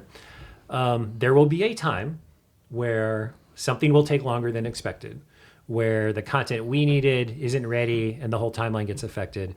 There will be a time where we implement something and we're like, wow, we made an incorrect assumption about something on the technology side, and we need to course correct, hopefully in a minor way, not a major way, but there'll be unexpected delays, unexpected frustration. And I just want to put this in everyone's brain now and put that in reserve. I'm going to put a little goodwill reserve in a box, I'm going to put it right here, right? We don't get that literal with it. Because at some point between now and launch, I'm going to have to open that Goodwill box and say, remember what I told you about? This is one of those times, right? This thing we thought was going to take a week took 2 weeks. And the key is to be resilient, right, as you get there. And, for us, architecting projects so that it's not all in on one big launch and set it and then set it and forget it, which is how these projects fail. You don't commit to ongoing evolution. You're just like, we're going to launch it and then come back and hate our site again 4 years from now, right? That's not going to work, because then you have to play a brinksmanship game. Everyone needs to get their stuff in for launch, and it's a big fight because the stakeholders might be convinced it's now or never. So if you can architect this project so that if there's something that didn't make the train for the first launch, there's another train coming in 4 weeks, 2 weeks, 4 weeks, 6 weeks, who knows? It's generally 2 to 4. There's another train coming, right? And we're just going to stack these priorities and go. But to come back to your original question, right? Setting those expectations, just being very real about how there will be challenges along the way, I think is really key. And it's tempting to pick up that energy and say, wow, that old thing was so terrible. This new thing's going to be so great. You have to temper that. Otherwise, you're going to leave people disappointed. So what's sort of kind of exciting to you about tech right now? What's the future tech that really makes you hopeful, so to speak? So I think the AI stuff is more promise than peril, and I think there's lots of peril there, but I think there's a lot of promise too. And not blind to the environmental, impact of AI. I'm not blind to its stumbles, right? Its hallucinations and the like. But I think I've seen it really reinvigorate things you didn't think you could do before, you can do now, right? And it's, and sort of there's some anxiety about, oh my gosh, well, won't we need fewer people to do them? Or we could do more, So for us, we use AI tools at Culture Foundry to be able to do more with the same team and just give more to clients. And I feel tech has been looking for an infusion of fresh energy for a while, right? Things were getting pretty stale. And, like with anything, there'll be an overexuberance, right, and a correction, and an overexuberance and a correction. But I've been really impressed with, the way I describe AI, it's like we all had a hammer and a nail, and now someone invented a nail gun, right? I'm not here, I'm like, singularity, sure, right? You want to talk about that, and it's gonna, it's gonna be the singularity, and or it's the worst thing ever, right? That's gonna, enslave humanity or something like that. These are just rhetorical games, right? What it is way less dramatic in my view, which is a nail gun, and we had a hammer and a nail, and we're in the construction business, so we better get some nail guns. And could you do some harm with a nail gun? You could put a nail through your hand, by mistake. You need to be careful, right? But I think I've been really excited by the power of what it could do, and excited by how that power, when our developers and our whole team, right, but particularly our developers are like, wow, I'm like, how much did you do? That, whoa, really? That quickly? Now there's some validation there. Like, you always need a human in the loop. Like, always need a human in the loop. I've seen disasters unfold, not by our hand, thankfully, but where someone's like, AI is going to do my job for me. I'm going to have a daiquiri, cut out early, and just hit send. And the AI slop, right, that gets delivered is like, are you serious right now? Is this what you're sending me? Right? Oh, I didn't read it. Like, it's right? It's, you got to be real careful, particularly with code where there could be security, right? So what you need is, some third party, not necessarily third party, but you need some way to validate that code that comes out the other side, which that includes in-house expertise, and that includes tools, right, out there that can do that for you, that can themselves be AI powered, right? I have a good friend, Rob Bennison, who's working on one such tool right now for a company called Questor that we're taking a look at to use in our company as on a pilot basis. That's like, it'll look at all your code and tell you where it found common security issues. And our developers are like, bring that on, because we would rather know. We want to know, right? If you found something we didn't find, and that can help us make sure that the sort of power is used in a way where we don't get over our skis and wipe out and embarrass ourselves. So. You made a good point. Like, I don't think premise no one realizes like the potential environmental cost to like AI, the energy consumption. I mean, there's a reason Microsoft is bought 3 Mile Island. Yep. There's a reason they're talking about putting data centers in space. I don't think most people don't get that energy costs. Yeah, no, and it's there's an inherent contradiction in there too, because just in terms of what people care about, right? The climate was very front and center, right? Climate was a very front and center, and it should still be a front and center thing. Meanwhile, we have these new tools that are very power hungry. The sort of attention of, let's call it, the discussion in sort of technology actually used to have a major climate component, right? It would always be checked, right? There'd always be a sort of a call out to climate impact in any kind of strategy from a large company, right? It was a real prominent thing. AI was kind of in direct conflict with that because of its energy appetite, and AI won, and that was kind of incentives at play, and it was disappointing, but maybe not entirely unpredictable, right? And I ran with 2 other founders, we ran a climate startup for 5 years. We just wrapped it at the end of 2025. And one of the things that happened is sort of the energy in the room, right, around what's important to us right now is, AI siphoned off some of that energy that was previously really focused on climate. Sometimes you get these weird contradictions where, before AI, we had Web3, right? Everything on the blockchain. Right? Yeah. The next big thing. I'll be a little more direct about Web. Yeah, I'll be a little, in terms of Web3, I'll go ahead and say, I thought that was BS from the get-go. There you go. And, I got receipts from old blog posts about that. I'm like, this is BS. Don't do it. Right. And that I'm not singing that same tune with AI. AI has legitimate value. But, blockchain was also power intensive, and you'd have climate solutions on the blockchain, and you're like, climate coin, right? Climate coin, right? Things like that. And you're like, wow, it's humanity does contain multitudes, right? And it's messy, right, to figure all this out. But this sort of, here's the thing, the climate's going to be a problem whether you're paying attention to it or not. Yeah. Right. And I think that's going to be, I think that hammer is going to increasingly be coming down on everything as we progress. So I think that pendulum is due to swing back. And I have no idea how to reconcile the significant power demands of these AI solutions, which are pretty much out of the barn, and the fact that there's going to need to be a reconciliation, with AI.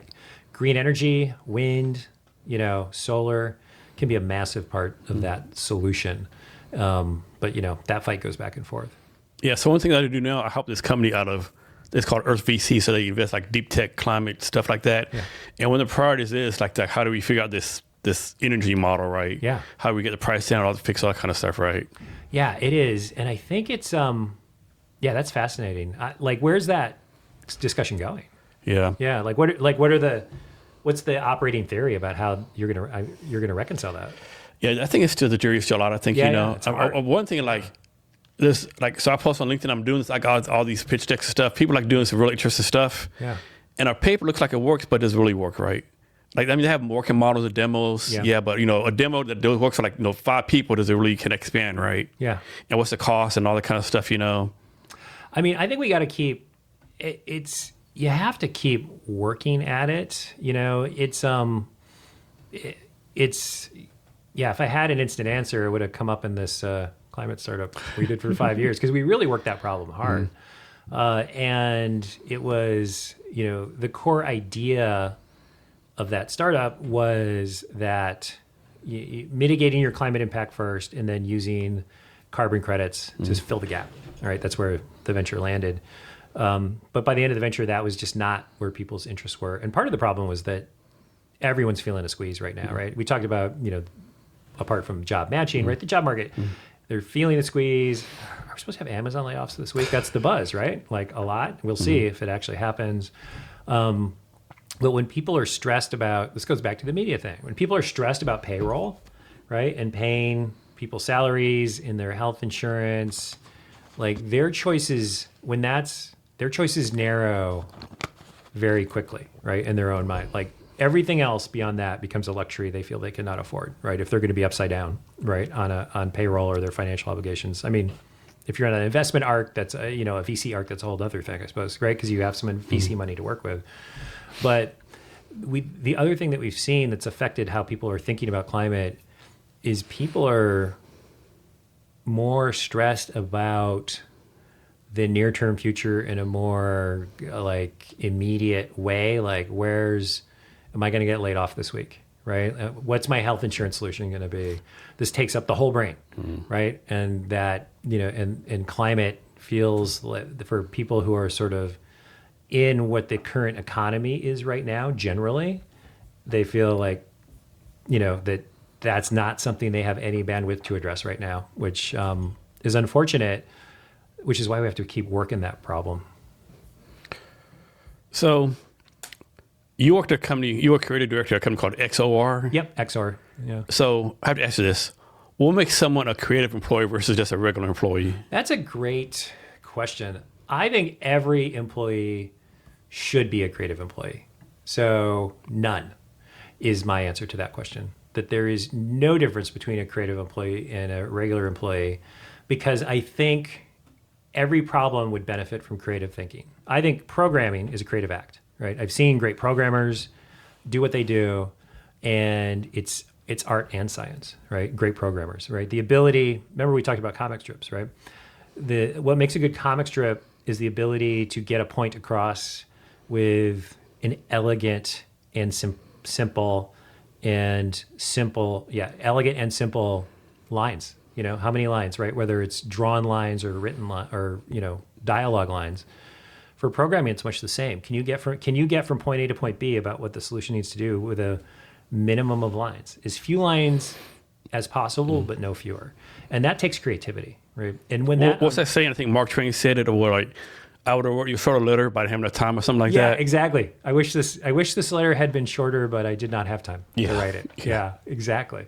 And I think when programmers unlock, like they're trying to get a solution from point A, there's inputs, outputs, transforms that have to happen along the way, and they could get 200 lines of code down to 20, they're like, invariably, they're like, come over here, check this out, right? Legitimate, like real enthusiasm, like we talked about comic strips where you sort of land a gag, it leaves your hand, it's going to the end zone. Where programmers have that same experience, that same mini epiphany, right, around that, and it's a creative act. And I think project management can be a creative act. Is there a better way to solve this problem, right? All right, creative accounting, maybe we'll draw the line, right? Maybe not so much. Right? Yeah, hopefully your accountant is not creative, right? Yeah, exactly, right? It's like, hey, you said you wanted everyone to be creative, right? Yeah, look at this balance sheet. Maybe not creative accounting, but I think that's a great question, and I think for the vast majority of roles, the answer is none. That everyone should approach that with creativity. Seeing companies that have creativity infused in their culture is, you can kind of tell, right? Like, Disney obviously has creativity infused in their culture. We have a client that,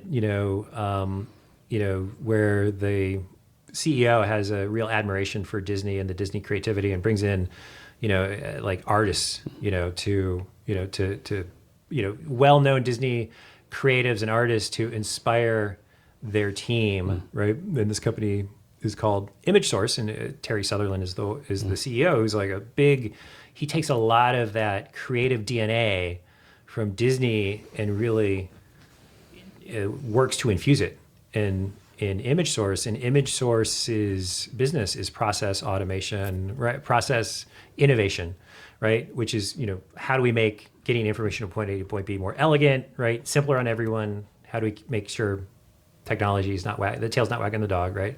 That's what they do. You're like, well, what's that have to do with Disney? I say everything, right? Because you want to bring that creativity, you want to infuse it in the company, right? I think Apple is a creative company, right? Do you think they still are, though?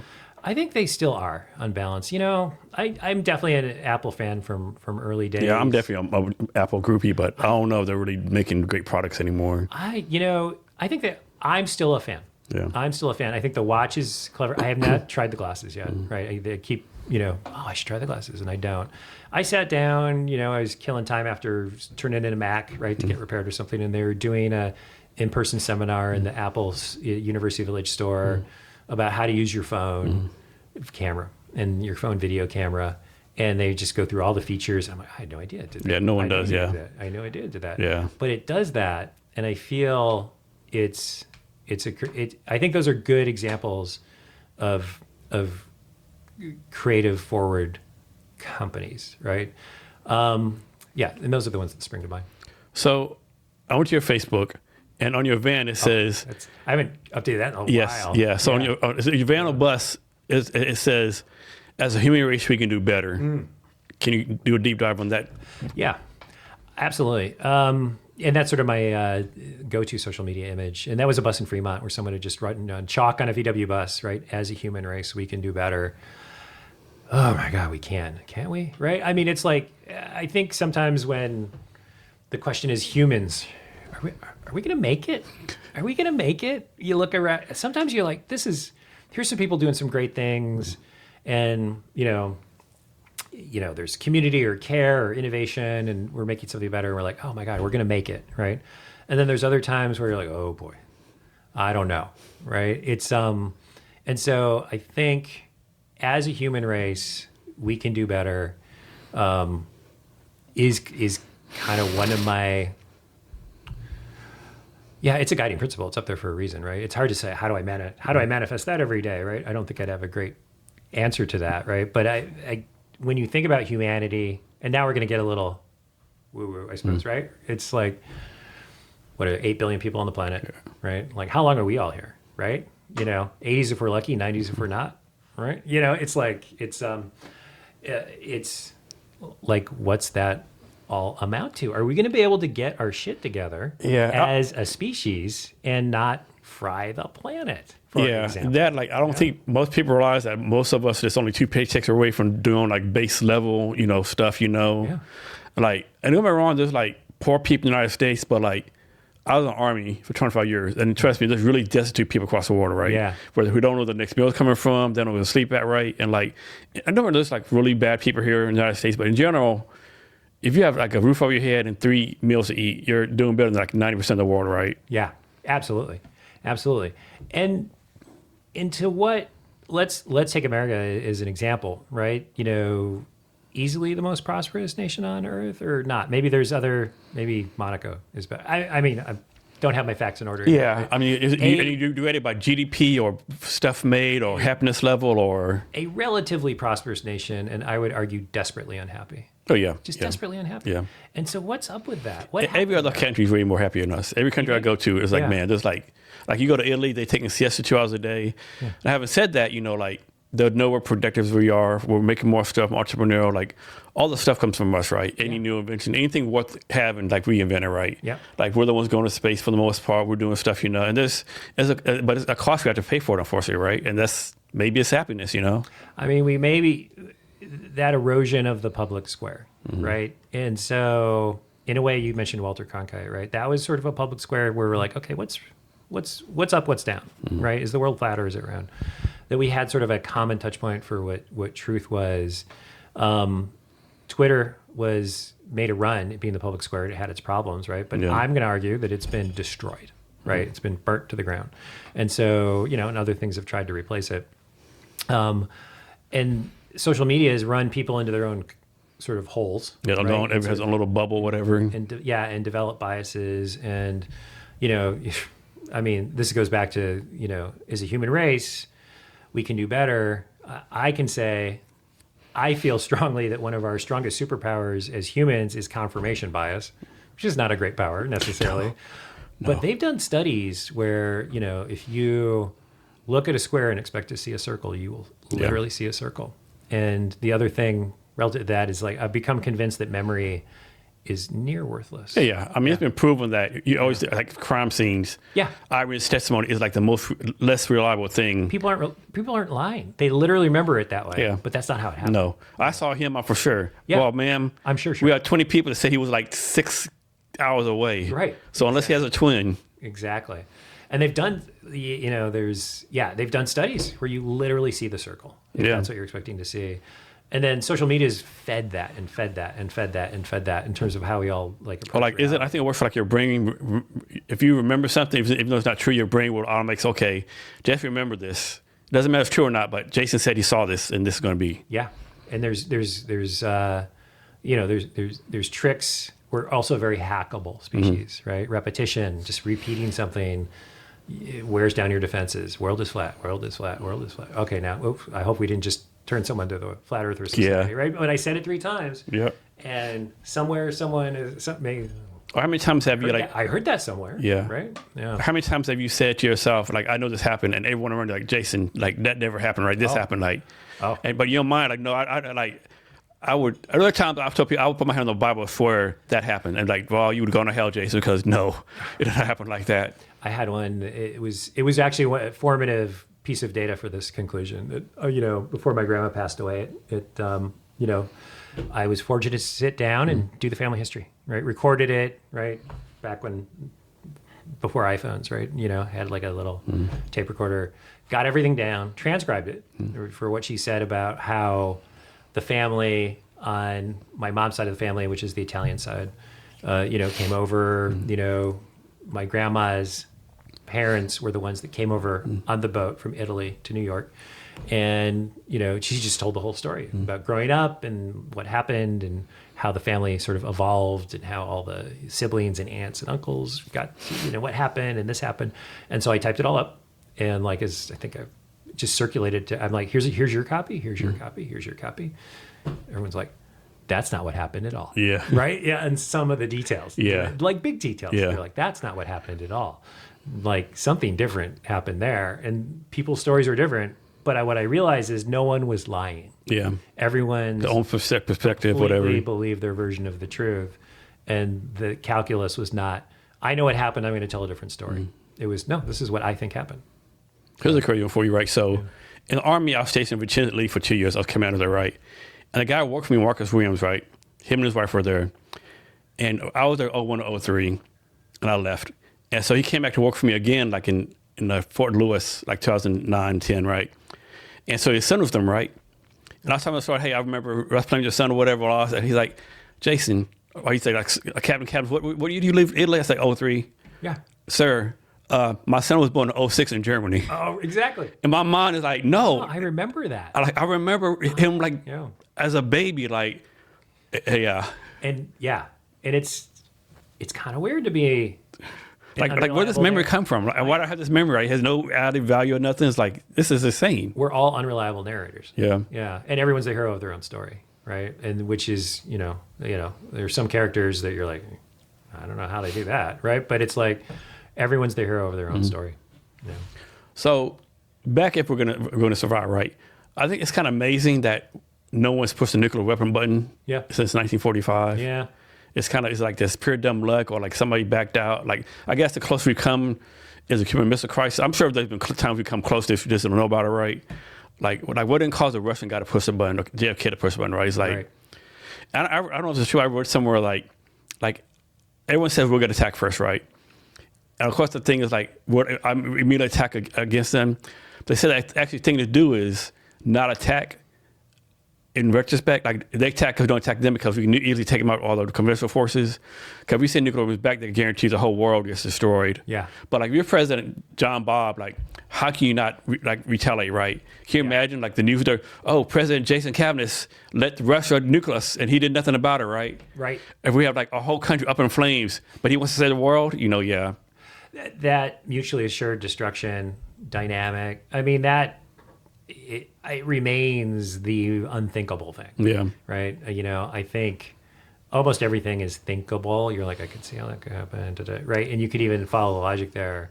I mean, what if some leaders like go to the manic depressive state and like the war's not worth living anymore, and like just let me take everyone with me, right? Yeah. It's like I think I'll take an optimist take here, right? I think that it hasn't happened yet and could have, right? Is point in favor of, Do you think so? They think humans that, are going to make it because we haven't done it yet, which is not to diminish the risk, right? But it's all I got. That's all I can do. do you think it's because like they might want to destroy their things? Oh man, I have my granddaughter, my grandkids, right? I can't destroy everyone because then I kill my whole family, Yeah, or like having, no one's been crazy enough to do that. Even though and also there's layers, right? Like a chain of people has to do that. Yeah. Right. And I think they ran scenarios back in the 50s too, where, growing up in the 50s, you would duck under your school desk. How insane is that? Like, Right, all right. This desk is going to protect me from all this radiation? Like, come on now. Well, and we're like, well, times are hard now, and they're rough, and they're scary, and they very much are. But to really have the specter of nuclear war brought into your kindergarten classroom. Yeah, I mean, the Soviet Union was everywhere back in the day, right? Yeah, right. We're like hours away from total death and whatever, Cuban Missile Crisis and all that. So that was a scary time too. So that's a good. I think every time's a scary time, right? Yeah. There's Yeah, no time that everything's freaking unicorns and rainbows, There's always some kind of threat or something going on. Well, there was one time. There was one time when everything was unicorn and rainbows. It was when the Seahawks won the Super Bowl and Obama was the president. That, from my perspective, was when we were unicorns and rainbows. Yeah. That was a good day. Yeah. Right? Seahawks win Super Bowl. Obama's the president. I'm like, we're good, right? We're at the end of history. Yeah. So why do you think that's like, I'll make this up, but like, why do you think like 7% of people like actually try to add value, do stuff like, and others are like, work to 9 to 5 and go home, drink beer every day and like add no value? I think the big similar thing maybe at the most 20% of humanity is actually like moving us forward, Yeah, I don't know the answer to that. And I've been fortunate to share space with people who are pushing things forward in a constructive way, people who are sort of inquiring about how this thing could be made better, and so I don't, and there's a lot to be said about who you surround yourself with and how you all can feed off each other to sort of reinforce that energy. And so, but for people who are, just want to go, do their 9 to 5 thing, not treat my job as a creative act. Are you crazy? That's crazy talk, right? Like I wouldn't do that. I don't know. There's this whole vast spectrum of humanity, right? And some are really fired up to push the envelope, and some just want to be left alone, right? And do their thing and live their lives, and let's put that through a different prism, right? Maybe the reason they do 9 to 5 is because, again, I'll take an optimistic, lens on this, is they really want to put everything into their home life and their kids, right? And they don't want to take their job home, and they're not going to take their job home, period, the end, right? And so they're not pushing the envelope, shall we say, in a work context necessarily, but, by being super attentive to their kids, they're doing that. If you put a more negative lens on it, you have a whole spectrum of humanity, and there's some constructive and positive thinking people, hard workers that are going to take us forward. And then you have another end of the spectrum, right? That, there's just people who are deeply disturbed, right? Just troubled, right? And then you have a whole spectrum in between, right? People who are just don't have that engine to do things, or people who are just unhappy. They're not a problem for everybody, but they're just inherently unhappy. And because you have a whole spectrum, you got 8 billion sample size, right? Yeah. You're going to get one of everything, right? Well, you're going to get more than one, right? So you're going to have that whole spectrum there. I mean, I think inspiring people to show people that that there's some return on that investment in front of them, I think would bring more people into that let's lean in. There are some amazing people who, no matter what adversity strikes, they're going to be trying to make something better, for the lives of themselves, the lives of people around them, their community, no matter what adversity strikes, right? There's some exceptional people, right, who are always going to have that inherent gene. I think there is a middle that it's important to give them hope that to have hope that if they do the right thing, that the right thing is more likely. There's no guarantees in life, but the right thing is more likely to happen than not. I think that's one of the challenges we have in America right now, that's eroded a lot, right? That people, I did the right thing. I went to college and now I have $100,000 of debt with a degree that's not super sought off in the market. And then even some of these technical degrees are getting, less valuable than they used to be. I did everything right, did what I should. I learned the new thing, and I'm still out here in the cold what gives. And that can knock people off the trail, right? That can knock people into a ditch. It really can. And so some people will not be dissuaded and will not be knocked into a ditch. But let's call it the swing voters, right? Like having something where, that there's some reward for that. And I'm not even talking like giant burlap sack of gold. How about healthcare and security, right? I think that's a real problem that we don't enforce some basics of care in society. And I think it leads some people to, frankly, despair. And I think it's a real problem that we have to keep going after. So what's your take on this, right? So obviously tech's gotten better, right? So in my mind, our first tech was fire, then the wheel, printing press, all the years, most people don't realize in my generation, I'm from Pong to AI in less than 50 years. The tech's gotten better. But at my point of view, I think our challenge is not getting better, right? I think the challenge level somewhere from the Roman Empire days to now is pretty much the same. What's not getting better? The challenges level, or smartness level, whatever you want to call it. I don't think we've gotten any smarter.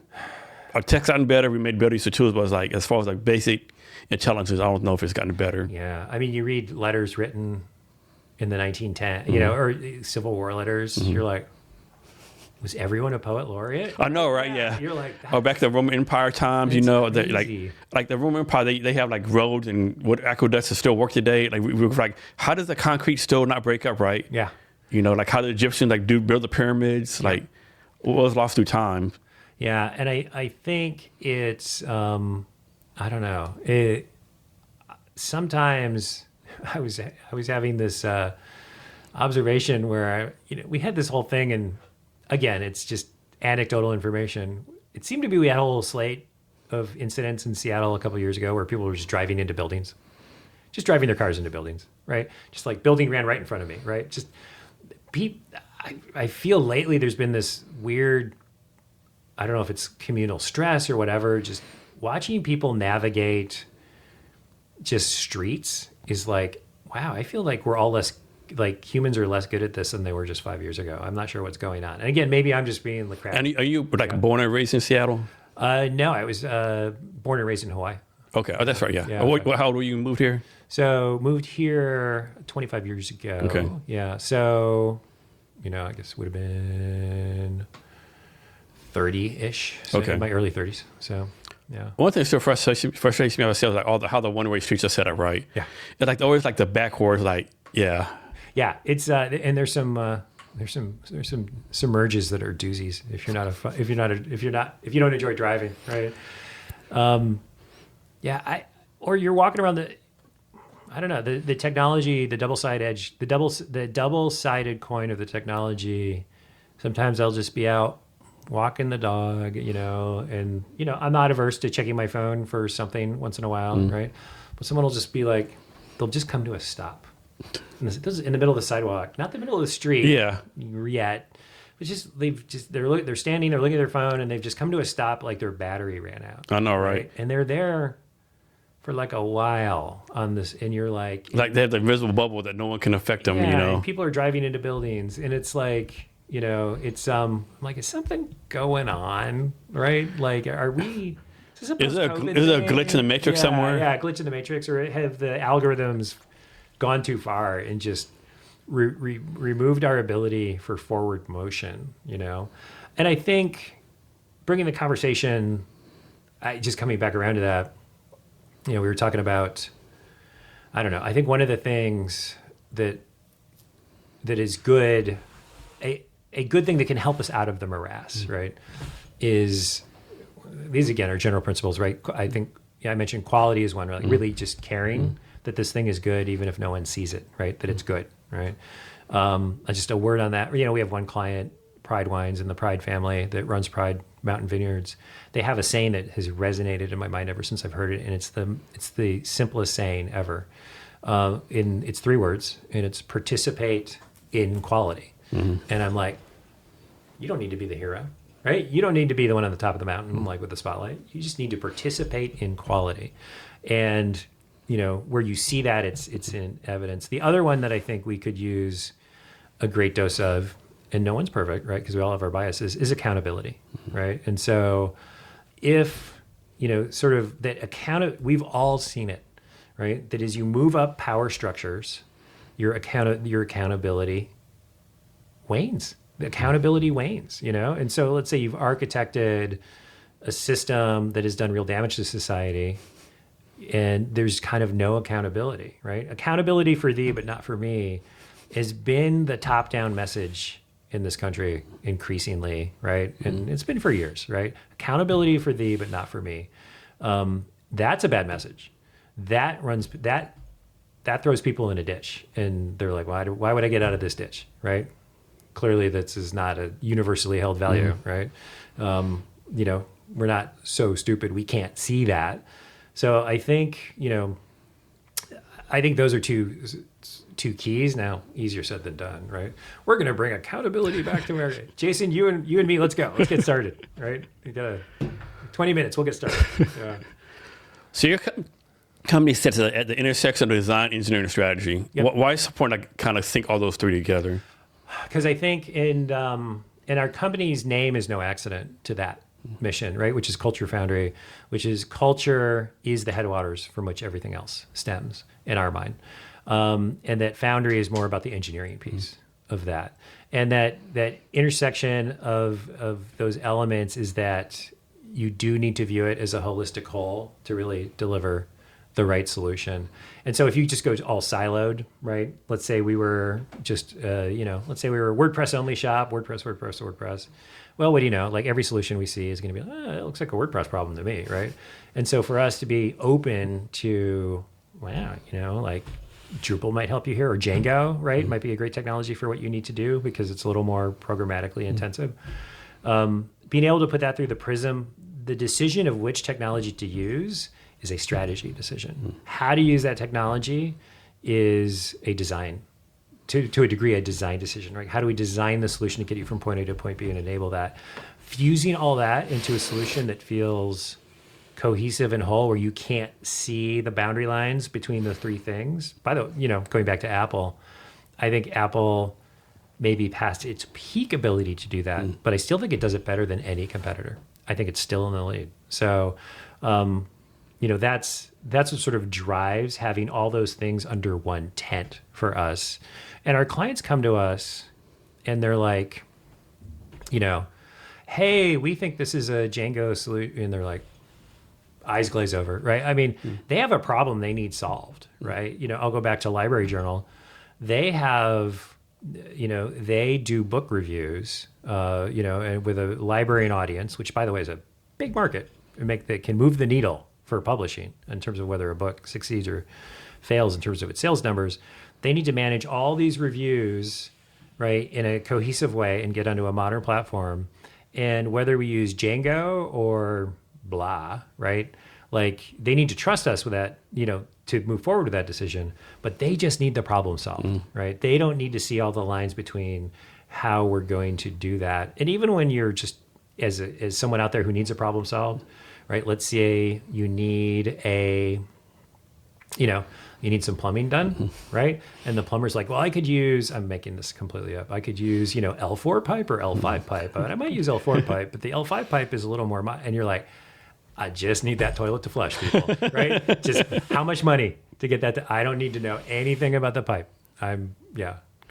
Why do you think there's so many people out there, this is my opinion again, there's so many people out there who say, I'm a problem solver. No, you're not. You're the problem maker. Right? Yeah. Yeah. Well, it's, we're all heroes of our own story. You're the reason the problems exist. You're not solving shit. You're making it. We're all the heroes of our own story. Yeah. Right? Yeah. I mean, it's, I think that comes back, and accountability is not, that kind of comes back to accountability, right? Like there's tremendous power of I think there's tremendous power in any problem solving of calling out the problem as it is, not how as it was or how you wish it would be, right? So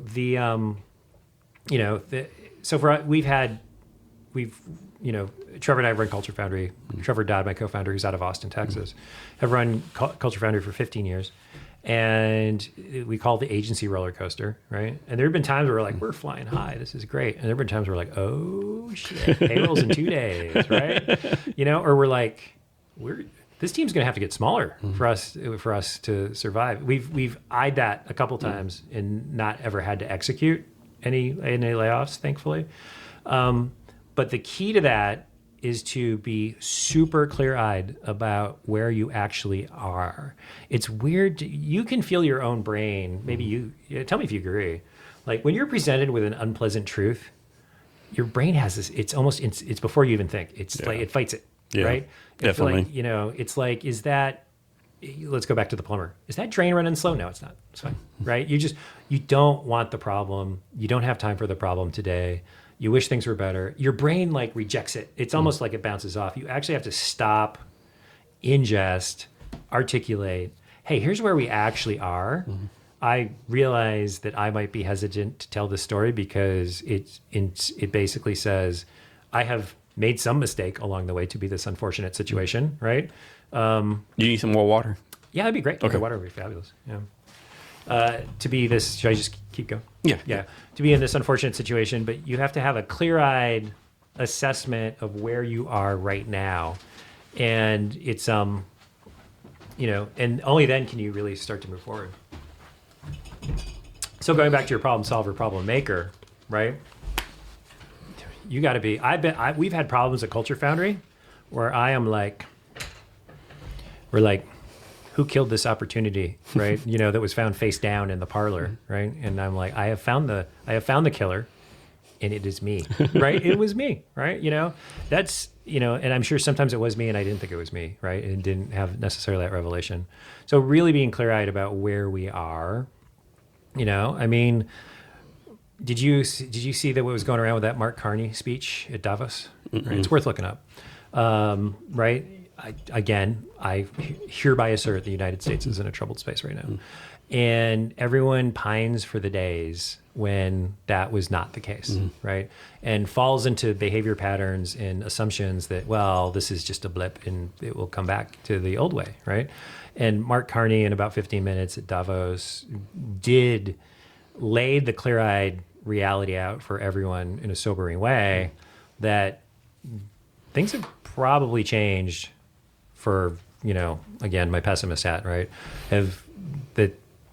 This is the reality we're dealing with right now is pretty challenging, and it's not a blip, right? This is probably a inflection point to a new reality, but to get there and react to that new reality, we got to think different. We have to flush away old assumptions and adopt new ones. So it's out there on YouTube, the Mark Carney Davos Okay, I'll check it out. 14 minutes, right? And it's and I think I watched that speech because it was starting to get recommended to me.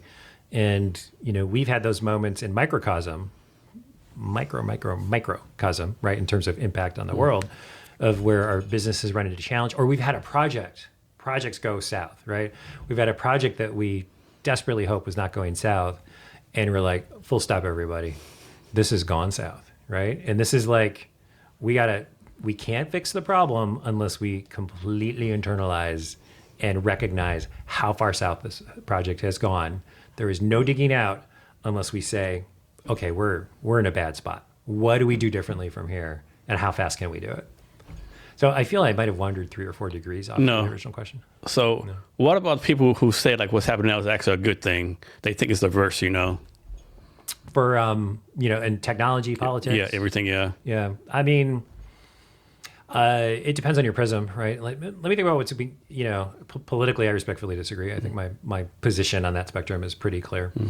And I, and that, that we're going to feel that, where is there cause for optimism, right? hey, I think things are getting better. I don't know. It's hard to come, shared values are really important, right? But if you can look at, let's get real about where we are politically.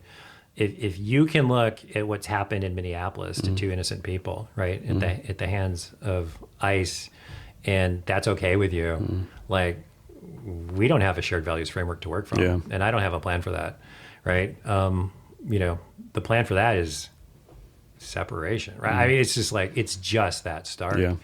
So, it's, someone who's like, well, it's, those people deserved it, right? I can't share a moral room with that point of view. And that's a real problem, right? Like, if that point of view truly exists, when I get into a room with most people from across the country, right, do some travel for work and stuff, I'm like, what are the things we could agree on, really, right? Can we agree on neighbor helping neighbor? Can we agree on that, right? Now it's a different definition, right? For, a smaller community, it might be literal neighbor helping neighbor. For an urban community, it might be a more broad definition. But part of me is grasp, this is where I think we are.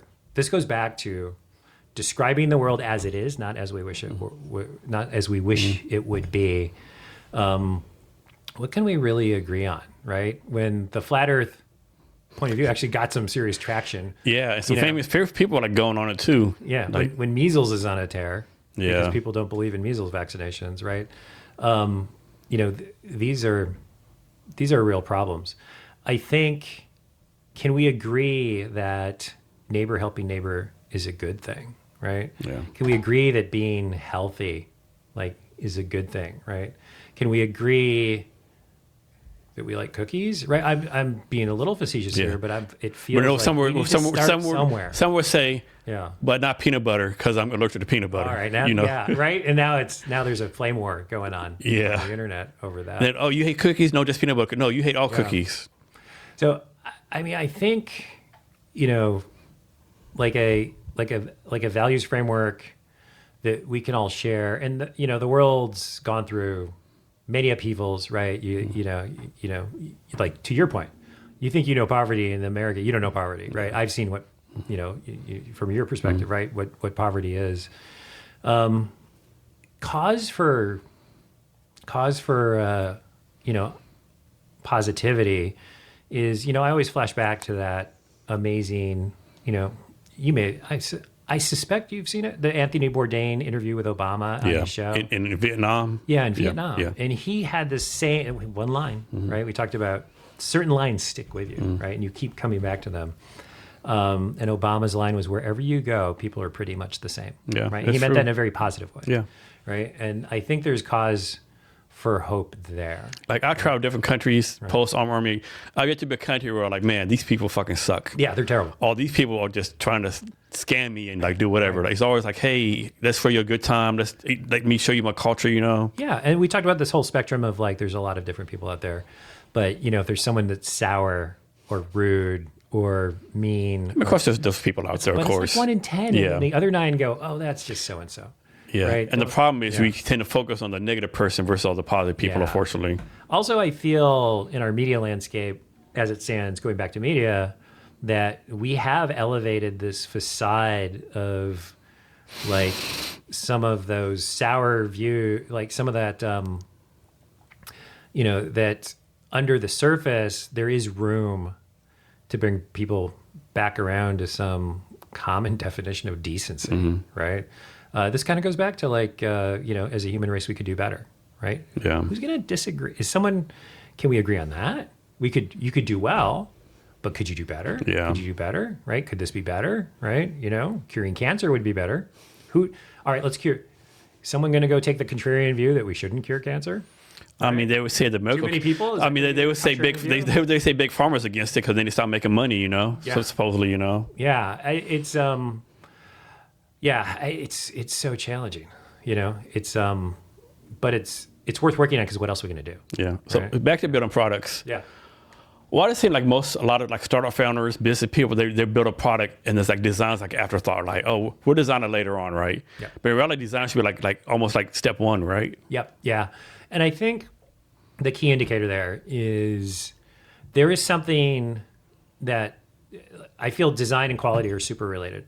You could say design is how the things fit together in an elegant way, but this inherent drive to make something really great, right? That having that drive and awakening that drive, when you get people who share that drive together, like cool things happen. And so, that design coming first in terms of what are we trying to do or build, or, you could design an experience, you could design a room, right? You can design all sorts of things. And having that inherent drive to say, how could this be better? How could this atrium, let's go to a building, right? How could this atrium be super pleasant? How could this business run better, right? Like how, and we talk about tech a lot, right? But I've had this tremendous admiration for, let's just call them little businesses run well, right? The coffee house that just runs well. It's just always inviting, right? It's just a great space where the people are always friendly and the stuff is good, or stuff that's non-glamorous, right? Like, dental practice or dog daycare, going back to dogs, right? People who make that business really good and really care that that's a quality experience, go to dog daycare, right? That the yard is clean and the toys are No cool. dog shit everywhere. No dog shit, right? And they have a tricky protocol. There's problem dogs where they keep they give problem dogs. They have a protocol for problem dogs, right? That's a really hard problem to solve, and they put their all into it, and it's really important to them. And they research how to make it better, and they have good days and bad days, but that's design in a way, how you design a business, right? And so I think approaching things with a design perspective is cool. I think you could do that on a city level, right? Like how could Seattle be better designed? We've seen some examples of the waterfront, which I'll be honest with you, right? What's that? The waterfront, I would have bet money they're gonna jack that up, right? Me too. I'm like they're gonna screw this up. I just knew it, and then Right. I had to go on for a long time. I had to go to the World Trade Center and walk like, wow, this is freaking amazing. Yeah.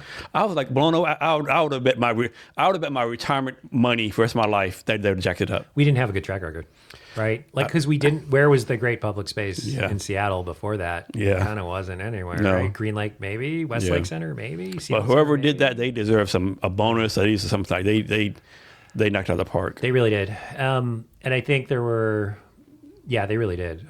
My favorite detail is you can go to the aquarium and look up and see all the fish. That's a fun thing. So I don't know this, but somebody told me who like knew about the process. They were actually supposed to have gondolas going from like the top down to the I bottom, remember there was talk of that. but they didn't do it because of the apartments started complaining because if they wouldn't buy the apartment, the windows up, they would have seen into the apartments. Right. I get it. Yeah. I get it. I mean, how badass would that have been, That would right? have been cool. And, I'm like, man, close your windows then, Right. But you got drapes. it'd be a cool opportunity to be, in a position to be like, how could we make the city better? Yeah. Right. Okay. What's next? Right. Like, why stop? Keep going. Yeah. Right. What could be better next? Right. It's, and I think the waterfront I agree. It turned out really well. Oh, yeah. How it integrates with I like the have like the place. sitting places, the food trucks everywhere, live music, Yeah. The overlook, the Yeah. stairs. And so far, they've kept, lack of a better term, the riffraff out of there. I don't know how long that's going to last. Yeah. That's Yeah. It's, I don't know how they're doing it necessarily. Yeah. Right. But I think, those are hard problems to manage. I have no expertise. Yeah, I kind of exactly joke that around. stuff. Always joke around like, hey, people with way more money and way smarter than me can't figure this shit out. So what hope do I have? Yeah. You can't. Yeah, you can't be like, here's my solution to every problem, right? No, I mean like had all-star baseball game. Primary score was perfectly clean. Nothing here. FIFA World Cup's coming in a few months. Primary score will be perfectly clean. No homeless. I'm sure you know. Probably. Yeah, they'll clean it up. But then 2 weeks after, they'll be all back. Light rail's pretty great, right? It's a great rush hour. That link rail. I mean, somebody needs to investigate them people, right? Because it's gonna be like the 2035 it goes over to Tacoma. Oh yeah, but those are just large. It was like 10 years ago from here to Bellevue. It's Yeah. like, man, like. It's always that way though, right? It's always like. But then you hear in China they do it like in 2 days, you right. know. It's always like, well, it'll be 8 years, and then it turns out to be 16. And of course, they joke around. It's probably not a joke. Oh, well, you know, the politicians and these the unions and mafia have to get their cut. You know, It's like and we're running a train across a floating bridge. yeah, Right, that's pretty slick. that'd be an engineering feat right there. I would Seattle's think. got some engineering feats, right? The tunnel, I know it was controversial when it went in, right? But what was that, $4 billion to do that tunnel, right? That goes downtown. Look at these, it works really well. You never get stuck downtown, right? I'm watching a show on YouTube one time about how Seattle's built. Like pretty much everywhere we're at, it was like we used to be like big hills that's knocked down. You know, like yeah, it's a lot of engineering went in here, right? Yeah. The 2 floating bridges, it's pretty cool. Right? Yeah. The waterfront's pretty cool. And then things you take for granted until you go to a place where you don't have that quite so reliably is like, I think our electrical grid's pretty good and our Yeah. drinking water is the best. Yeah. Right? We don't talk about that. Like you go to Vegas or something and you're like, well, everyone's got bottled water. And then you drink some out of the tap. You're like, I can literally taste the bottom 10% of Lake Mead Yeah. where all the corpses are. Yeah. Right. You're like, Yeah. we're going with bottled right here. It's So- like, yeah. In the 7th grade, I moved to a town called Odessa, Texas, Permian Basin. You watched a show called A Landman on Paramount? No, but I'm familiar with the Permian Basin. I think I was listening to a podcast about it at one point. Yeah. So at the time, you don't realize it, right? So you're there living right. I don't know. Come back 5 years later, taste some water. Like this tastes like fucking oil, right. but you don't realize you're don't there, realize right? it. Yeah. And then you look around, like everyone who lives here has like yellow teeth or dying from cancer. Like man, I drunk this for all my life. Right. And then here in the Pacific Northwest, right? It's like, it's the water tastes great, right? It's, and knock on wood, who knows with climate, but there's generally a good supply. Yeah. Like our co-founder, Trevor Dodd from Austin, Texas, right? We were doing a visit in Portland, right, with the team and they have a fountain out there on the waterfront where the fountain, it's drinking water, but it just squirts out of the thing and then goes down the drain. It's just always running. It's like got 5 spouts. And he was like, oh my God, can you do that? Can you such abundance, right? Water's a scarcer resource. Right? Yeah, definitely in Texas. Yeah, definitely. Yeah. So what is digital transformation? What does that even mean? So it is that process effectively of making the tech work, creating something in technology that works for you rather than you working for it, right? It's that reclaiming, it's on our website at Culture Foundry, reclaiming the power of tech. Well, you can't just wave a magic wand and make that happen. You have to do the transformation exercise, right? To be like, okay, we have this old system. It's antiquated, it doesn't work, doesn't do what it says. There's no documentation, and we have to create a new system that will have longevity, that we can evolve, that will actually work for us, right? And so, often that transformation, to use a metaphor, I suppose, this metaphor could work, right? Kind of trading in your 30-year-old car that's about to break down, right? In favor of a new one that will actually get you from point A to point B reliably, and quickly. And so there's different degrees of it. If you've really neglected the tech, right?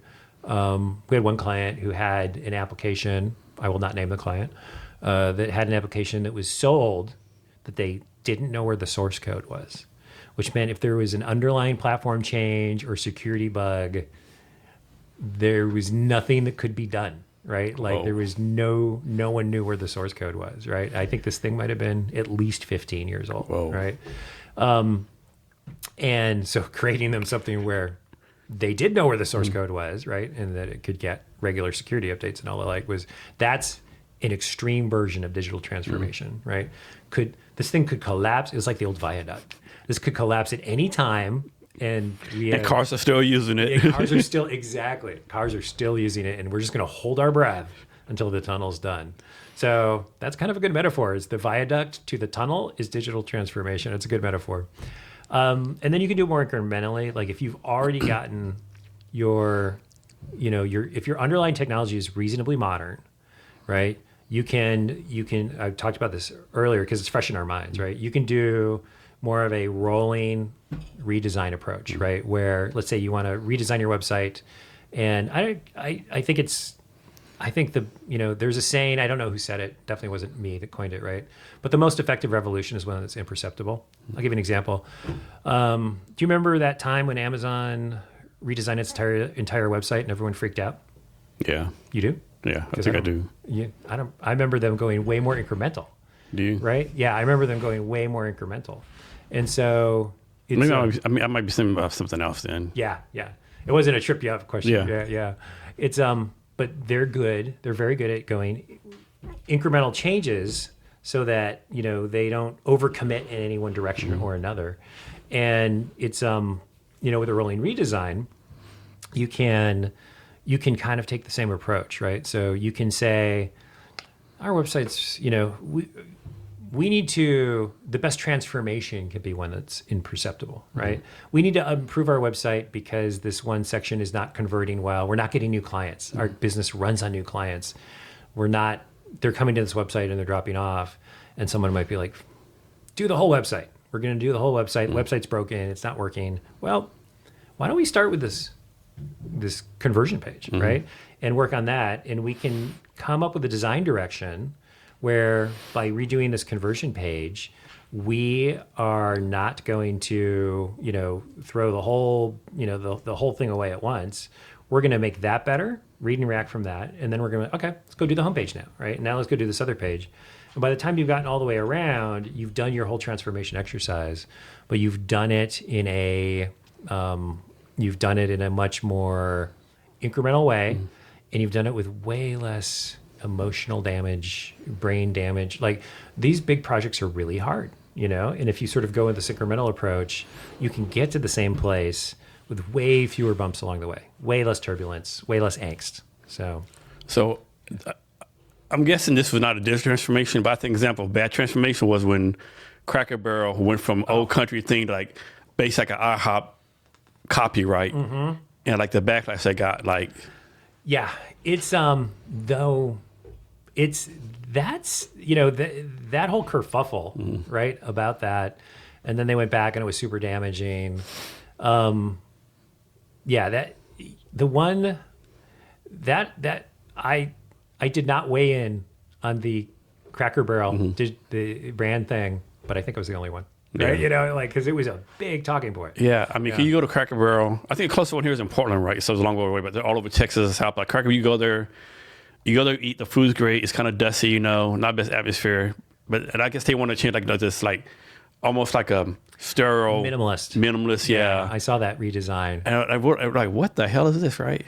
The one like that in tech that was pretty legendary recently was Sonos. Do you have Sonos? No. Yeah.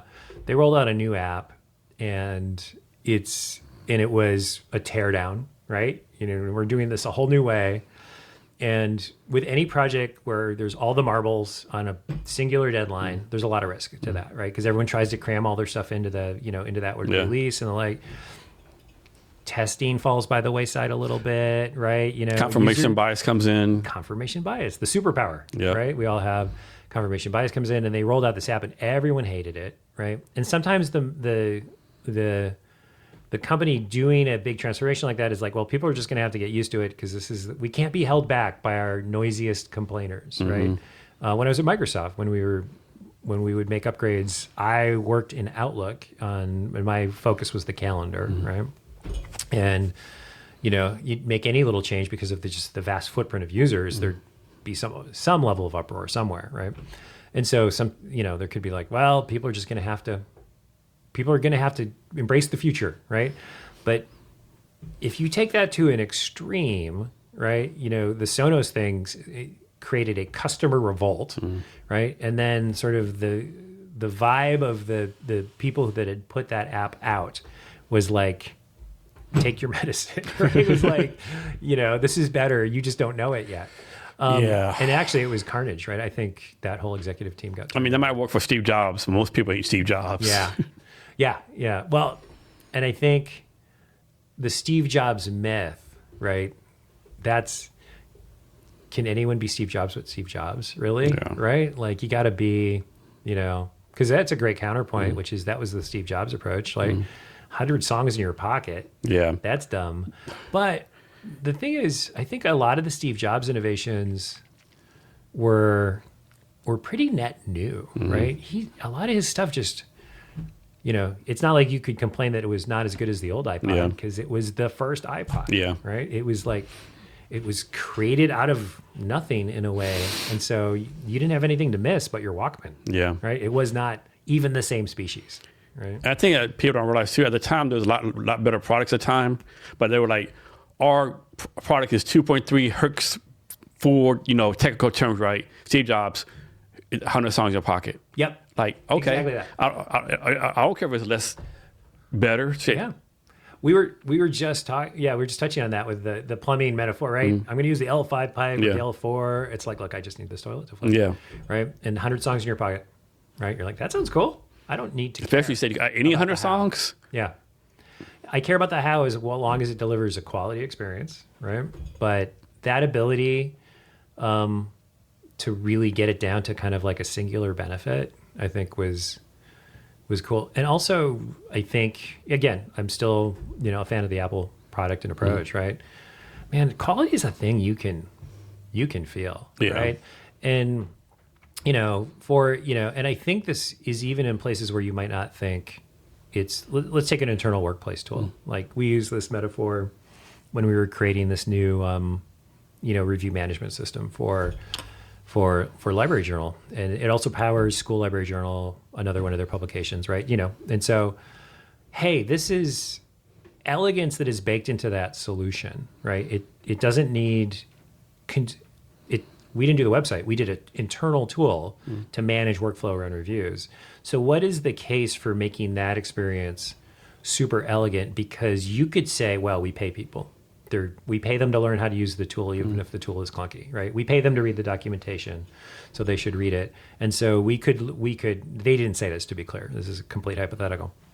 One could say, right, it's your job to figure out clunky tech, right? And that's what we pay you for, so get to work, right? But consider if you were a chef hired into a restaurant, right?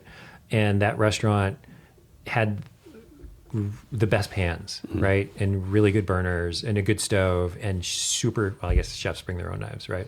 But it had super sharp knives, and you just had these amazing, elegant tools to do what you do. Digitally, if you give people a top set, set of tools to do their job, that sends an incredibly important message to that team. And it sends, in a sense, this goes back to our name, it sends a cultural message to the team, which is, we value the work you do. We value you. We're going to give you the best tools for the job. We expect your best in a response. You don't have to say it. It's implied, right? You've sort of created a room where kind of quality's in the room, right? It's in the air. And so investing in how can we make 3 steps for this one client, for Library Journal managing a book review, how could we make 3 steps into 2? How could we do that? Could we do that? Because they work on these a lot. Like one of their, people that uses the system was like, that little transaction that, that we're trying to get from 3 steps to 2, we do that 5,000 times a year. So you've really saved us a lot of time of doing that thing that you might think is non-dramatic. One thing too, it seems, just my opinion again, so a lot of times these tech companies, they're like, we're going to make this better for you. No, you didn't. Like, you made it worse. You might think it might be better for you. Right. But for us, a regular daily user, it's like more complicated, it's not user intuitive no more. Yeah. And what's even worse, they'll make change and don't tell no one. Yeah. And you're like, man, I can't figure this out. And you send them a message, of course the bot answers, oh, it's just this easy, let's do this and this. Like, no. Classic disempowerment. Yeah. Right. And if you're talking to an AI bot, right, or the classic, like, I'm trying to resolve a bug in this experience, right, or get something. I just had one of these experiences recently. I was trying to get a refund from a canceled reservation on, I can't remember whether it was Airbnb or VRBO, so I shouldn't single either of them out. So I went on a reservation service, and I'm like, gave it a couple goes, and I'm like, well, I guess this is my life now. Yeah. I guess this is what I do, right? And I realized to get that refund, I was basically going to have to carve out an hour every day to just work the system, work the rep, be like, may I talk to your manager? I'm not empowered to, right? It's, this is actually, I think, let's go back to accountability. I think this is that's when organizations get that big and that sort of fragmented, where you're talking to someone and they're like, sir, I cannot solve your problem.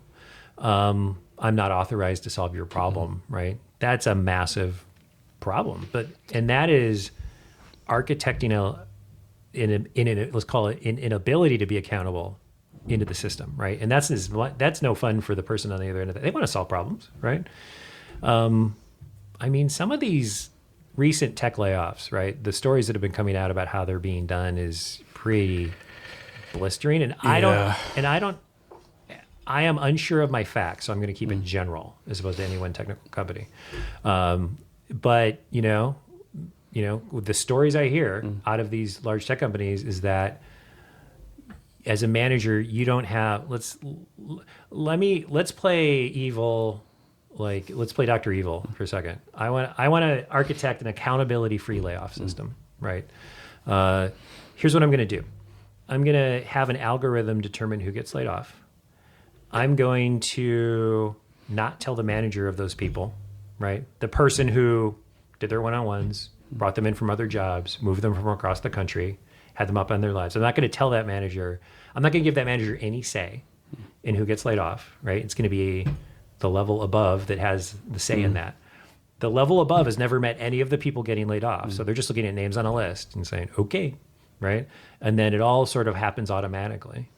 I have just architected an accountability-free layoff system where no one in the room has to feel bad about laying people off, right? And you're like, well, that's the economy, layoffs happen, right? But employment, it's a promise, right? If you do your best work for us, we're going to do, or we're going to, if you deliver good value to the company, we're going to deliver good value to you, right? And be fair dealers, right, about all this stuff. And I totally get economics. Sometimes you got to get smaller. We tried everything we could before it came to this human cost point. But this is a really good example of where you could architect major layoffs and no one has to feel bad about it. You know what? I feel some of that emotional load is appropriate to be carried by the people, who are basically enacting this system. And so that's, I think I've got on a tangent on that one, right? But it's like, that's pretty spooky. That's pretty, that's pretty spooky. Yeah. I don't know. Like layoffs are bad and all, but like one thing that I don't like kind of makes me cringe. Like you're somebody at a big tech startup, you're on LinkedIn. I worked for someone for 10 years. How do you do this like this? I'm thinking myself, like, you work for someone for 10 years, you make good money, right? My empathy is like the people got laid off, like the manufacturing jobs, the fast food, whatever. Like, if you work for like big tech for 10 years, you make 6 figures. You should have known from previous history, layoffs going to happen, right? Yeah. If you didn't like take the internal accountability, like, set yourself for success, I don't know what to say, right? I know I might get blasted for that, but you need to sock some away, right? Yeah. Because the myth of large tech employment being more secure is a complete myth. No, yes, yeah, right. It's kind of maybe it might have been back in the day, but not no more. Yeah, no, not at all. And I think it's resoundingly obvious that going to a big tech employer carries zero actual job security. I feel the dynamic in the executive suites of those companies is like, yes, right, that they would embrace that point of view, right? That it's more of like that mercenary approach is more suited to them. And, part of it is, and I'm not even saying that, I'm definitely being judgy about this accountability for your approach, where there's no one ever sits down across from the person who's being laid off and says, I made this decision. I know you're disappointed in this decision. I made this decision based on these factors and what we had to do for the business, right? I know you're disappointed, but I am here and present in delivering that message to you, right? As opposed to, layoff bot. Instead of the layoff bot. The 2 guards come in and escort you out of the room, right? Layoff bot, my mail's not working, right? It's that's the worst, shit. Yeah. And so, but to your point, I think if you're, we've also had this swing where in the pandemic, right, labor, tech expertise was, what a crazy swing. Was it a premium? Everyone was like, I need to be paid 20% more, 20% more again. And then it swung really hard. And there's a note of relish, right, in the executive suites about how hard that swung. Which is like in your face. And it happened pretty fast. In your face, tech workers. Yeah. Like I have a good friend of mine. He works as a program manager at one of the big tech companies. And he went to some layoffs, right? Yeah. And they're like, he got laid off? Oh, gosh. Like, how did he get laid off? Like, he's the best one by far. Yeah. Like, what's going on, right? Some of the most unlay-offable people I know got laid off. And maybe it's because the salary's so high, they save money by laying them off. I don't know, but makes no business sense, I don't know. But does your friend know? Like, No. And was your friend granted like a face-to-face with the decision maker No. as opposed to layoff bot? According to him, Yeah. the level's 2 up and HR made the decisions. There it is. You have just described my accountability-free layoff system. So it's not a hypothetical, right? I think that's a bad thing. I do It too, should yeah. stop. Yeah. So, and I think we got to call it out, right? We don't call much out anymore on that kind of stuff. We're like, okay, that's how it goes, right? But I think that sort of like approach to human beings you've made promises to, you're not guaranteed job for life, right? If you're not able to do the job and make your coworkers' lives better, not harder, because of your contributions, you should leave or be told to leave, right? Complete support of that. But not budgeting for humanity in this process. No one said, hey, wait a minute. What are we doing here? Right? No one said that at any juncture, or did that person say that and then get laid off? Yeah. Right? So when somebody's building a product, when should they actually ship it? Oh, when should they ship it? Yeah. Great question. They should ship it as soon as it's viable as a better alternative to the current solution. So let's say you're building a product to replace a product, right? The moment that product is viably better, which means it's, solidly, nothing's ever error-free per se, right? But it's better than what you have, you should ship it. And holding off until it's closer to perfect is actually how these projects collapse, right? They get too heavy, right? Everyone overloads that release. Everyone wants to be in that release. And if you release early and say, we realize there's some stuff to come, right? And there's a real important part of this.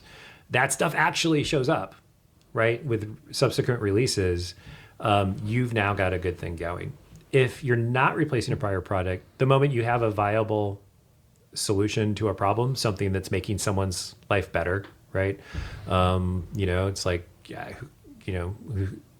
who knows, right? Maybe the solution is, find me a good place for my dog to stay while I'm on vacation or something like that. Some tool that's specialized, it doesn't exist in the marketplace, and it viably solves that problem. You should roll out right away, because now you can get the feedback from the people using it and test all your assumptions, right? You can test some of those with the user testing. That happens less often than it should. But there's no user testing like someone saying like, well, you're missing this key piece, or this thing you were convinced was going to be really useful, no one touches. We call those phantom requirements, where, the organization may be like, we need video blog, some video blog feature, and we've done this for 15 years, right? So you build the feature, you build it well, but no one uses it because the organization kind of didn't need that after all when push came to shove. So releasing incrementally prevents you from making mistakes like that. So we talked about this earlier, but can you explain in more detail what is tech debt? Yeah. Tech debt is essentially what happens when the cost of your technical solution is more expensive than just building a new one, that your existing technical solution. So going back to the car metaphor, right? It's like the 30-year-old car that you keep pouring, $5,000 a year into repairing. And at some point you're like, wow, I think I just spent enough for a whole new car and probably should have just done that. And technical debt, comes from, organizational priorities, right? And it's not a perfect world where you get to be free of technical debt all the time, but where you've really neglected how long in the tooth some of the technology has gotten, to the point where you could hit a point where it becomes near impossible to upgrade it because everything will break. And so addressing technical debt is best done proactively and incrementally. I'm not an absolutist that, sometimes the business needs the new feature, right? And you have to back burner the technical debt. But if you back burner the technical debt, it's kind of a classic morality tale, right? If you back burner the technical debt, eventually you're going to have real problems. So it's, it's making sure your current house is in order before you start adding additions to it. I feel like a company balances, right? So there's a company owner out there and they're like, man, I'm making good profit every year. Everything's working well. Someone new comes in, hey, I understand things working well, but if you just made this improvement, it really improve it. And the owner's like, no, like everything's working okay. Like, how do you balance like everything working well, making progress, maybe potentially like doing even better? I think it's being really receptive to that feedback is important. The question is that anecdotal feedback like indicative of the, majority of your users? So do you have maybe it's really loud feedback, right? And you're going to build it and make that person or that segment happy.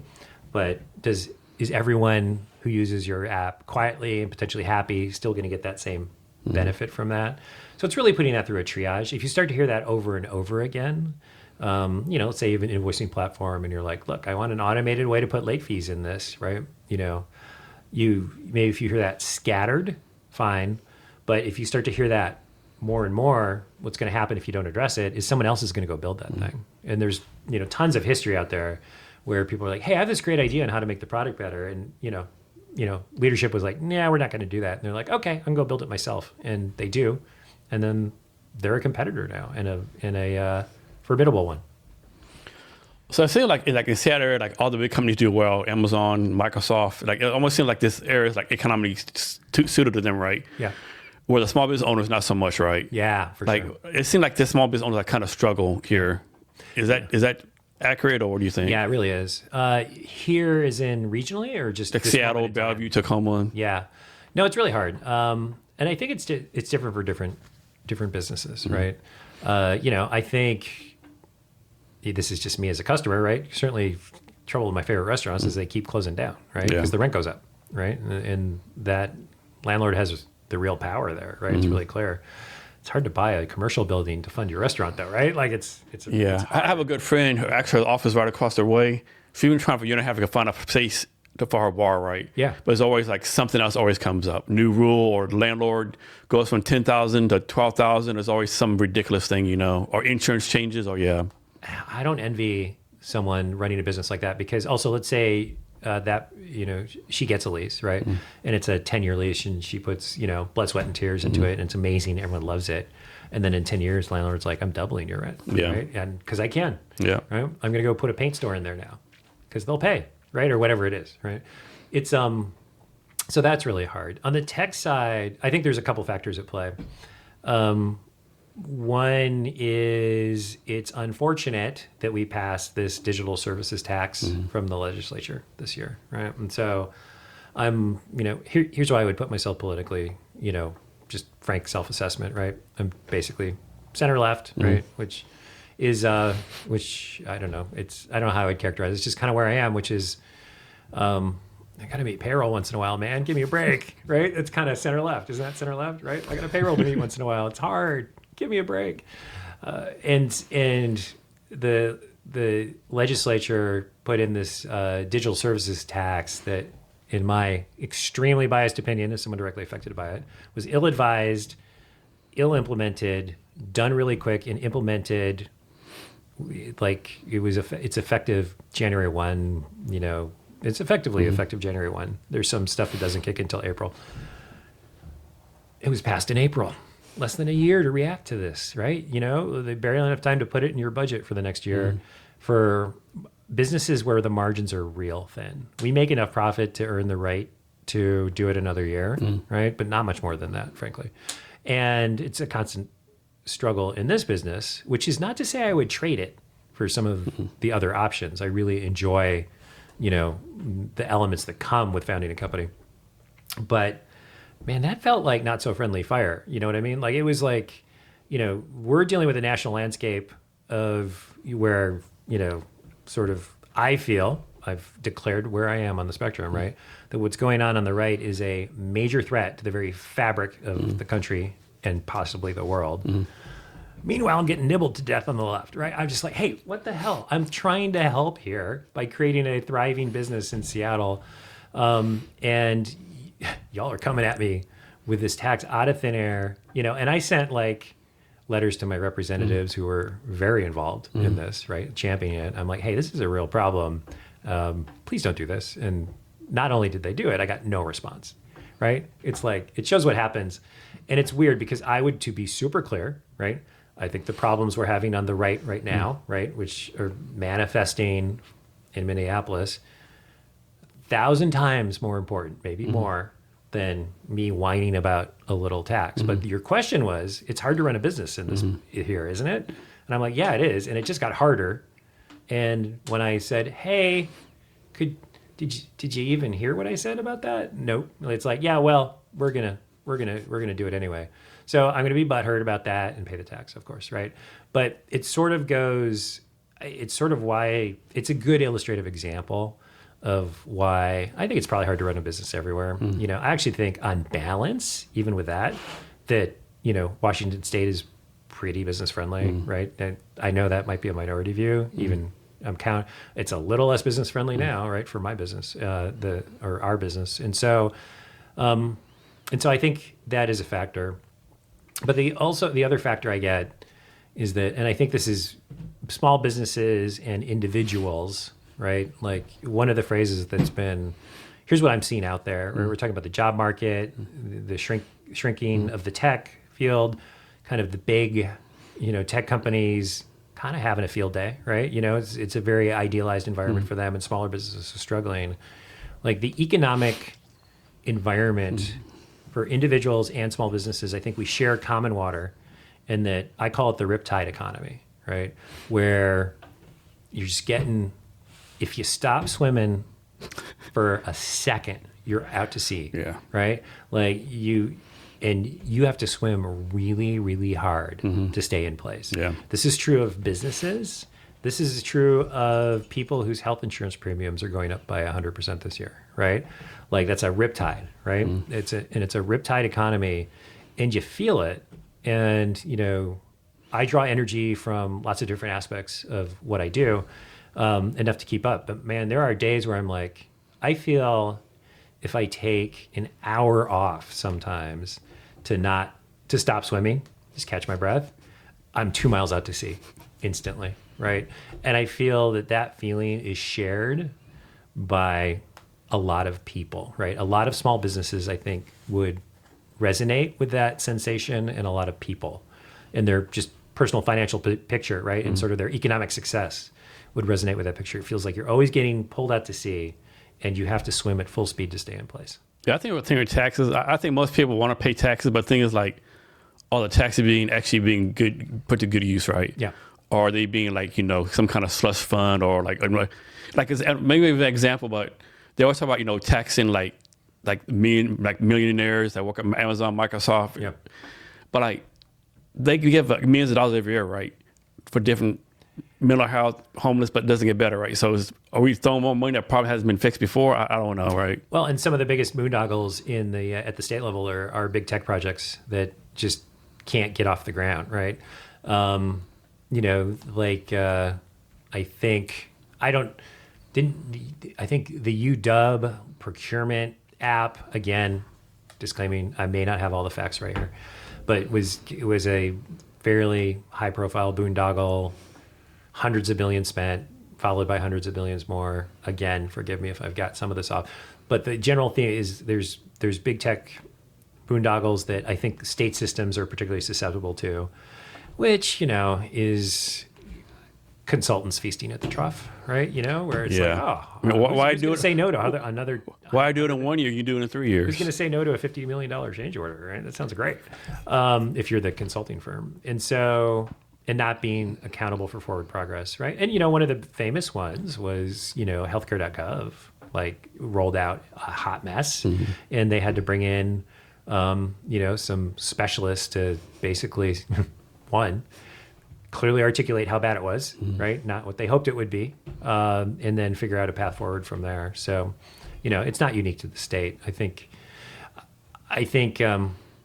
when government delivers well and efficiently, like if people feel they're getting value from that tax, you're going to have a positive reinforcement loop. Yeah, the challenge is most people's perception is that they never do, though, unfortunately, right? Government does good things, but sometimes it's just, I don't know, Well, but people don't, I think people are going to start realizing how much, where government is helping them, right? Like healthcare subsidies, right? people who are like, I'm against Obamacare. Oh wait, I have Obamacare. Yeah. That's what my state level that's what my state level Medicaid is funded by, right? Like it's going to be, people are going to they're going to wake up to that when their healthcare premiums go 2x. And then I think about, what do we give? I think on balance, no state is perfect, right? But I think on balance, Washington is a pretty well-run state in general, right? There's going to be glitches. There's no other state I'd say, oh, that state sucks. But generally being here, I feel that the state is run pretty well. So, and I don't know. Part of this could be travelers, rose-colored glasses. You go somewhere and you travel, and you're like, oh my God, everything. You go to France, you're like, why can't we make bread like this? Right? Yeah. You're like, everything's so awesome. Yeah. About this or that. I had an opportunity to go to Oslo for work. Right. This is the nice thing about running your own company. We had a client engagement in Oslo that could have been done remotely. Right.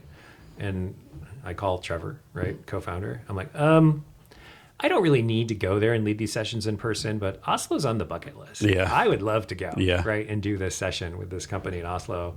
So I spent a week, right, basically working every other day and touristing every other day. That's how the schedule worked. And the thing I know in Norway is a very high tax state, right? And I don't know, like there's evidence of pride in the government, like the tallest building in Oslo, I believe, again, fact check, please, is the municipal building, right? That's sort of like, and it's run well, and people appreciate the return on investment from the high tax load. I'm sure there's people in Norway that are like, lower taxes now. I know they're out there, I'm sure, right? But the general vibe, and I spent some time with people that live there and was really curious about, like, what's the vibe? Like, how do people react to the high tax situation here? And there's tremendous pride in the government and how well it runs and how efficient it is, even though it's far from perfect. And so people, when they see the return on that investment, there's a positive feedback loop, and it even becomes a point of pride. How was Norway? Because that's actually on my bucket list too. I really loved it. I was just in Oslo, right? And so, I mentioned Italian side of the family came through New York. Norwegian side came from the upper Midwest, And so there's apparently a whole cemetery full of Bjordahls in Oslo somewhere, right? And I come up to get my passport stamped, and they start speaking to me in Norsk, right? Yeah. Effectively, I'm like, sorry, like this is a short notice trip. I didn't have time. What part of Italy is your family from? They are from south of Naples. Okay, mine's from a town called Gallo Maltese by Naples too. Yeah. Okay. Yeah. My great grandfather came on the boat or something like that. Oh, yeah. really? Yeah. Okay. Yeah. It's I was digging deep in the because I was interested in the dual citizenship program. So I have an aunt. Yeah. She did our history. This is crazy. She did our family history back to the year like 1441. Oh wow. Yeah, it's insane. Yeah. Yeah. It's it is, and it's it's always insane to go back to somewhere where you have family roots, right? Because there's certain things about this, again, you're running it through a prism of like expectations, right? Yeah. But there's certain things where you're like, oh, I'm vibing with this. I wonder why I'm vibing with this so much. Yeah, my aunt, she put everything in there, the bad stuff, right? So like supposedly back in the about 1800s, it had like all the marriage stuff where it was like 27-year-old Giovanni married his 13-year-old cousin or 13-year-old niece, right? Whatever, the Italian name. Like, damn, it's like the whole generation is 20-year-old dudes were married like 30, 40-year-old like niece, and like that's fucking like, I guess that's how it was done back then, I guess. Old country stuff. Yeah, but now it's like, oh shit, like I got a family of pedophiles, Well, we've evolved. Yeah. We've evolved significantly since then, thankfully. But your question about Oslo, right? Yeah. It was, I really liked it a lot. There's a certain... how long is a flight? Not too bad. I went through Iceland. So on Iceland Air, I think. No, I took Norwegian there and Iceland Air back. It wasn't too bad. It was like 8 hours, I think. Is it pretty expensive there? Hotel rooms and yeah, it's pretty expensive. Okay. But there's also, you can go inexpensive there and everything's very nice. It's Yeah. minimalist. It's super clean, right? And so, I was able to do that. And the joke was, I told people on the subway, because just everything's super clean, right? That if I dropped a tuna fish sandwich on the subway floor, I probably would have picked it up and eaten. Yeah. I just would have been like, this is so clean, right? And it's You don't do that here for sure. yeah, and culturally, it's really Yeah. interesting, right? That sort of my dad's side of family came from Norway, my mom's side from Italy, very different cultural vibes, right? And the Norway, it's very circumspect, right? And it's reserved. And I was getting into that groove, but when my contact at the company I was working for is as a client, I was like, oh, help me with the language if you don't mind a little bit, right? I want to say, just please, may I have a coffee? Yeah. And she laughed. I'm like, what's so funny, right? And she's like, oh, we don't say please. We just say, I would like a coffee. Okay. Right? And I'm like, you will immediately identify yourself. Yeah. Right? You're a It's tourist. You're not from here. Yeah. You say, please, may I have a coffee? Yeah. It's like, I would like a coffee. Yeah. And like directness and efficiency and getting things Like done. you just wasted 2 breaths saying please. Yeah. Yeah, exactly. Is how things are done. And then the other thing that I thought was just remarkable is I was early for the meeting. So I'm just like, oh, there's a coffee shop across from the office. I got to go kill 45 minutes. So I say, I would like a coffee. And I got my coffee, right? And I come outside and I'm just hanging out outside. It's a nice spring day. Woman comes up with her baby and, little stroller carriage and just leaves it outside and goes in to get a coffee for there's a line. She's in there for 15 minutes. The baby's just outside. There's a baby just outside. I'm like, people would chase you down for child endangerment. It'd be like police call, CPS call, FBI, as everyone would be called.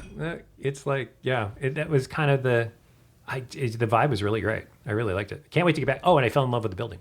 Okay. Like the opera house in Norway is this amazing piece of architecture that you could basically crawl all over like an ant, right? The way it's structured, you can take this incline up to the roof, and it's just an amazing piece of architecture. And I think I went to go visit that 3 times, not even going inside. I'm just like, I had to go back and hang out at the opera house. It's just really, which is a real point of civic pride and a civic investment. That opera house is a civic, it's like our library, right? It's a civic investment in which people, it's a real point of pride. And someone somewhere probably complained about how much it cost, but that was not the vibe. It was like, check out this awesome building. So 2-part question. Part 1 is how many clients you have now? Part 2, what's your max number of clients you can actually take on? Yeah. I would say we have, thinking through the whole list, 40 clients that are in some form of care, right? Some are just ongoing hosting and support. So if the site goes down, we'll be there to help them fix it. A lot of our clients, the thing we like to deliver early when they come to us, that one of our clients said, this is actually Image Source again. It's like when we got everything, we took it over. They're doing a lot of product development and marketing, and they just needed their website to be handled well. And the director of marketing there, Marty Carmichael, was like, oh, thank you, I can sleep at night, right? I just don't need to worry about the site, right? I can worry about other priorities. So we have a lot of clients that we provide that level of service, probably 40 to 50. I would say we have 5 to 10 clients in active development out of that set at any one time, where we're doing a rolling redesign, or we're doing a total, tear down and rebuild of their technology solution, really doing a major transformation, or that we're on a really, healthy retainer where, if they're, we want all companies to have sort of a continual improvement mindset, right? It's, a lot of companies out there, not all do, but, it's where there's a healthy retainer because there's always something to make better in their digital experience, that there's always something some new partnership to integrate with, right? Or some way that, the data layer of the application needs to be, tuned, or there's some big event they need to be ready for. We provide support for New York Racing Association, Belmont Stakes, for example, right? And, there are 3 New York City racetracks. Big support, responsibility, right? Because if that site goes down, it's a problem, right? And so, but they're always pushing forward on the next thing. They're, the new Belmont Park is opening this summer, I believe, this fall. It might be the summer. And so they're constantly, there's always something new to do there. So they're a significant client of ours, but many of our clients are in that active state of development. And some it's episodic, like we want to get the new site up and then come down to more of a maintenance level. We want to, so we can still sleep at night, don't have to, watch our own We don't have to be the night watchman on our own website. And then some are, that more active stage. So when you approve a website or improve something, like what's the decision process between like your company and the client's company? How do y'all like combine, like collaborate, so to speak? It's there's a spectrum, but where it really centers on is that you should feel like we are running the project and you're riding in comfort, right? We want your input. You can tell us where to go, right? But if you feel like you're managing the project and you're having to track all the details and you're having to figure out the next meeting and you're having to capture the notes, you're free to do that. But the service we provide is that we're here to solve this problem so that you can go focus on other things. And so it's, so strategically, it's getting clarity on what we're trying to accomplish, right? Making sure that the decisions we make along the way are documented, so no one comes back later and says, I thought we were going to do Y and not X, right? Which is always a challenge with projects. And, and making sure that we're being true to what they need to do strategically and what their definition of success is, right? Because everyone who's picked us out of the field from competitors, they took a risk, right? They say, we're picking this team over these other teams. And if it doesn't work out, if the project goes south, they look bad and they look bad, right? We, of course, look bad, but our job is to make them look good. And our job is to make them look good in a way that makes their lives easier, not harder. So, most of ours are in that realm. There's some clients where there's co-development, right? Where they have a developer that needs us to come in and provide a boost, right? And that requires some tighter integration. And so, but our typical clients are here to have us deliver the solution and not do you turn focus them on into plumbers, shall we say. Do you focus on a certain industry, a certain amount of revenue, or does any of that stuff matter? We focus on certain industries, right? Okay. So we have a healthy sports and entertainment, right? We have a healthy media and publishing set of clients. Does that just happen naturally, or that you from the beginning focus on those things? It happens naturally, and then you focus on it. Okay. Because early on, we're like, we'll take all comers, right? Yeah, we're yeah. like, Yeah. And then as we've gotten better and better, the media focus stems from my native just interest in that field, even as it's sometimes financially bruising, right? Because just those are strained organizations typically. But the sports and entertainment, between New York Racing Association, we're doing a lot of work with Fantasy Life, right, for fantasy football. And so, helping them with some of their things. And then, those are the nonprofit and education. And then libraries has been we work with the LBJ Presidential Library out of Austin, Texas. Oh, wow, okay. Oh my God, it's so fun. It's so fun. Yeah, I've been there a couple of times. You've been there? Yeah. That building's amazing. It is, yeah. It's and there's some stories that you unearth they have 45 million records in that building in those orange boxes, right? And a very small percentage of them are digitized. Like I think it's 50,000 are digitized and available online. And the digital transformation is we built the system for them to house. They were capped at 50,000, right? They couldn't go any further. The tech wouldn't take it. And so we built a system for them to unlock the ability to go from 50,000 to, it's going to take a while, hypothetically, 45 million. But now they can do it, right? They can add records with not abandoned. These are archivists. There's no abandoned, right? Everything must be very structured. But when you dig around in the presidential archives, I think of any president, but for me, it's LBJ, right? There's amazing stuff in there. There is LBJ, MLK, phone tapes. There is... Yeah, LBJ, who is just such a complicated president, complicated man. There's love letters between him and Lady Bird that are in there. Yeah. And there's something called, that I always point to, because I think it's the most amazing thing, called the Space Memo. And it's this clackety-clack typewritten, right, memo from JFK to LBJ, early in the JFK administration.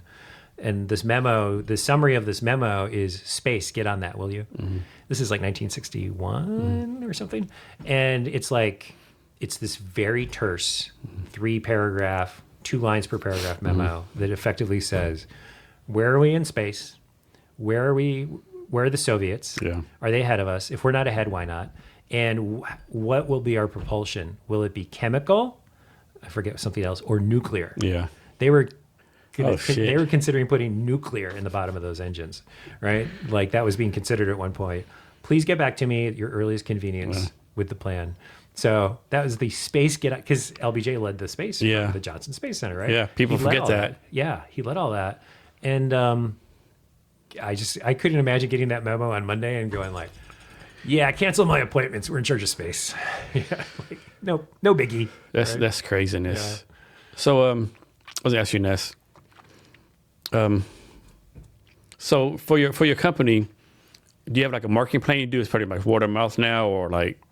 Great question. I think one of the things we've unlocked, it's crazy how when you do something for 15 years, you're like, and then you make a change and suddenly you're like, why weren't we always doing this, right? Are we not learning organisms? It was really committing to a dedicated sales and marketing function, right? Because word of mouth, early surge, I don't think we're atypical for this. There's, oh, hey, like, I know those guys. I've worked with those guys. Their reputation precedes them. Let's work with them. So we got a surge of work and didn't think we needed sales and marketing because we just do word of mouth. This is back 15 years ago, right? And then there's ups and downs, and and the trap we would always get into is the classic agency trap, right? Agency owners can pause for the next 15 seconds because they live this life and know everything here, right? Which is you get busy and you don't do any sales and marketing, and then you get unbusy and do nothing but sales and marketing, and then you get busy. And because sales and marketing has a long lead time to actual revenue, your revenue's all chunky and it's chaos all the time, it feels like, financially. So we invested in a dedicated sales and marketing function, right, for our company. And it's been really great because you don't control, there's always going to be attrition. Like, vice president of marketing change at the client, right? And, like you're going to survive one or two of those transitions. You're probably not going to survive the third, right? Just attrition happens, right? And so you really need to have a constant stream of new opportunities coming in the door. And there's a whole science to sales and lead generation and marketing that I was sort of peripherally aware of. I'm like, I kind of thought marketing is just do good work and show it off well. No, it's like, there's a whole science to how the sales process works that kind of speaks to some of the human tendencies, like how trust is established early and all that.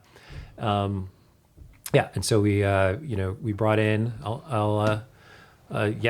shout out, we got a great director of sales, Tanya Threfall, and running marketing for us is Nancy Simone, and they're working it every day to get the story out there and make sure we're working on the stuff that makes us findable by the people that need what we offer. And that when they find us, we are reacting to the current market dynamics, which are changing a lot right now, to win the day and get those, bring those clients into the fold. So today's January 26th. Let's fast forward to December 31st of this year. Yeah. What needs to happen between today and December 31st for you to say 2026 was a successful year, whatever successful means to you for your company and for yourself? I would say we aim typically for 20% year over year growth, which is not rocket ship, right? But, I'd say that's healthy, and that we're doing good work for good clients to achieve that amount, and that we hit that 20% year over year growth with, for an agency, profitability is always a squeeze, right? In the riptide economy. But if we were to achieve, going deeper into business stuff, right? EBITDA of, earnings before interest, taxes, depreciation, amortization, right? Sometimes I get the D and the T flipped sometimes. But, if we were doing 20% EBITDA, which is true profit, like I'd be like, that's been a good year. And then for us, we always wish the business would throw off a little more money. As Trevor and I as co-founders, you always wish that, right? There was a little more. But we've also been, having done it for 15 years, like we do a couple things, like having created an environment where people who sort of share this sort of commitment to quality and making things better and commitment to design, right, and good solutions, creating a home for this community to do their best work. And I include clients in that, like clients that share that value set, like real magic can happen. We've been in this for 15 years. Sometimes there's been like, we don't share that value set anymore. And the client will leave, right? Or we'll, we don't fire clients unless there's some abusive thing or something like that, right? But there's sort of a natural gravity that brings those kinds of clients to us. And so for me, I want to wake up on Monday, even if I'm really busy, and be like, let's go. I want to work with that team.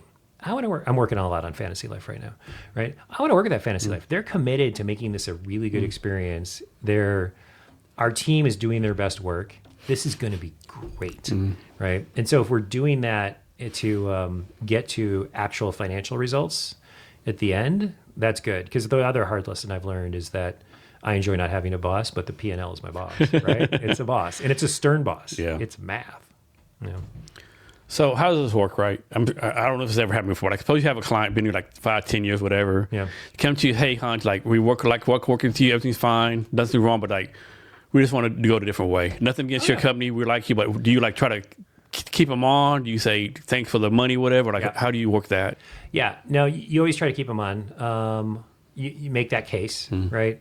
Unless there's some reason it's a clear fit. There have been times where the client has been doing a slow roll into internally sourcing what it was we used to do. And we're like, okay, that's great. There are times where a client, we worked with a client in Sydney that was like, we just need to go local for this next phase. We're like, okay, we get it. Let's help you with that transition. And I can't think of a client where there's been bad blood in that kind of separation. And this is a key moment that we talked about. Your reputation is really important, right? Everyone that works at that client is going to work at that client for a while, and then may go get other jobs elsewhere, right? And they'll remember how you left, maybe even more than how you joined, right? Which is, and if you're like, hey, even if we're disappointed in that decision, to do that transition with grace, right? To be genuinely helpful, right? Not passive aggressively helpful, but genuinely helpful to get, if there's a new team, get them what they need. Like, that's remembered. And even as, finding jobs is hard, finding clients is hard, has always been hard.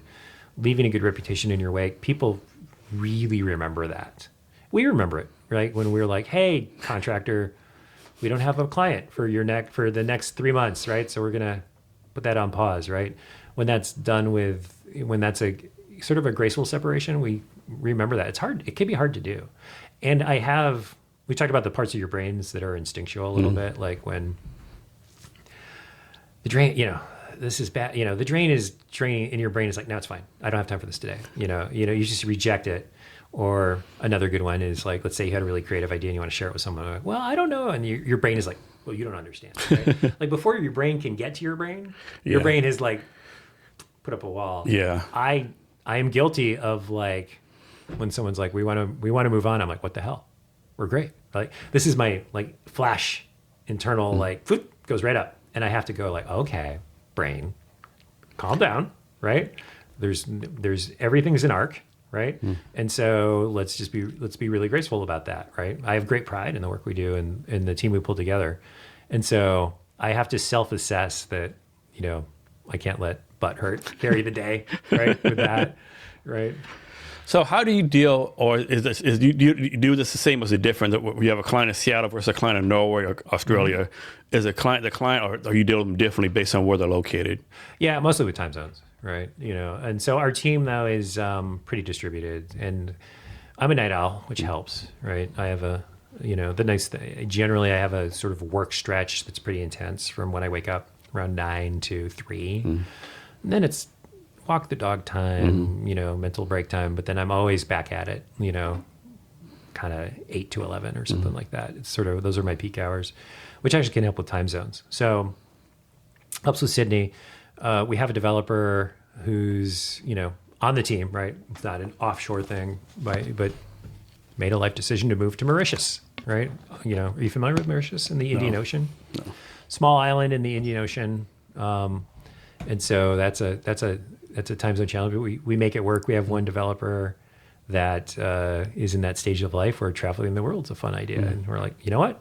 We can make that happen here, right? And so we do. So, it's really more of a time zone challenge that we can mitigate because our team is pretty time zone diverse too. So if your company, is your company based on Seattle time, or are you based on wherever your people are at? Oh, where your people are at. Okay. Yeah. You gotta do that. So for sure. Yeah. So you talk about your company some. Can you go like more detail, like deep dive detail, like how the company got started? Oh, sure. Like what you focus on now, and then your big dream vision for it moving forward. Yeah, I think so. Our origin story is you mentioned Exor, Boulder, Colorado, right?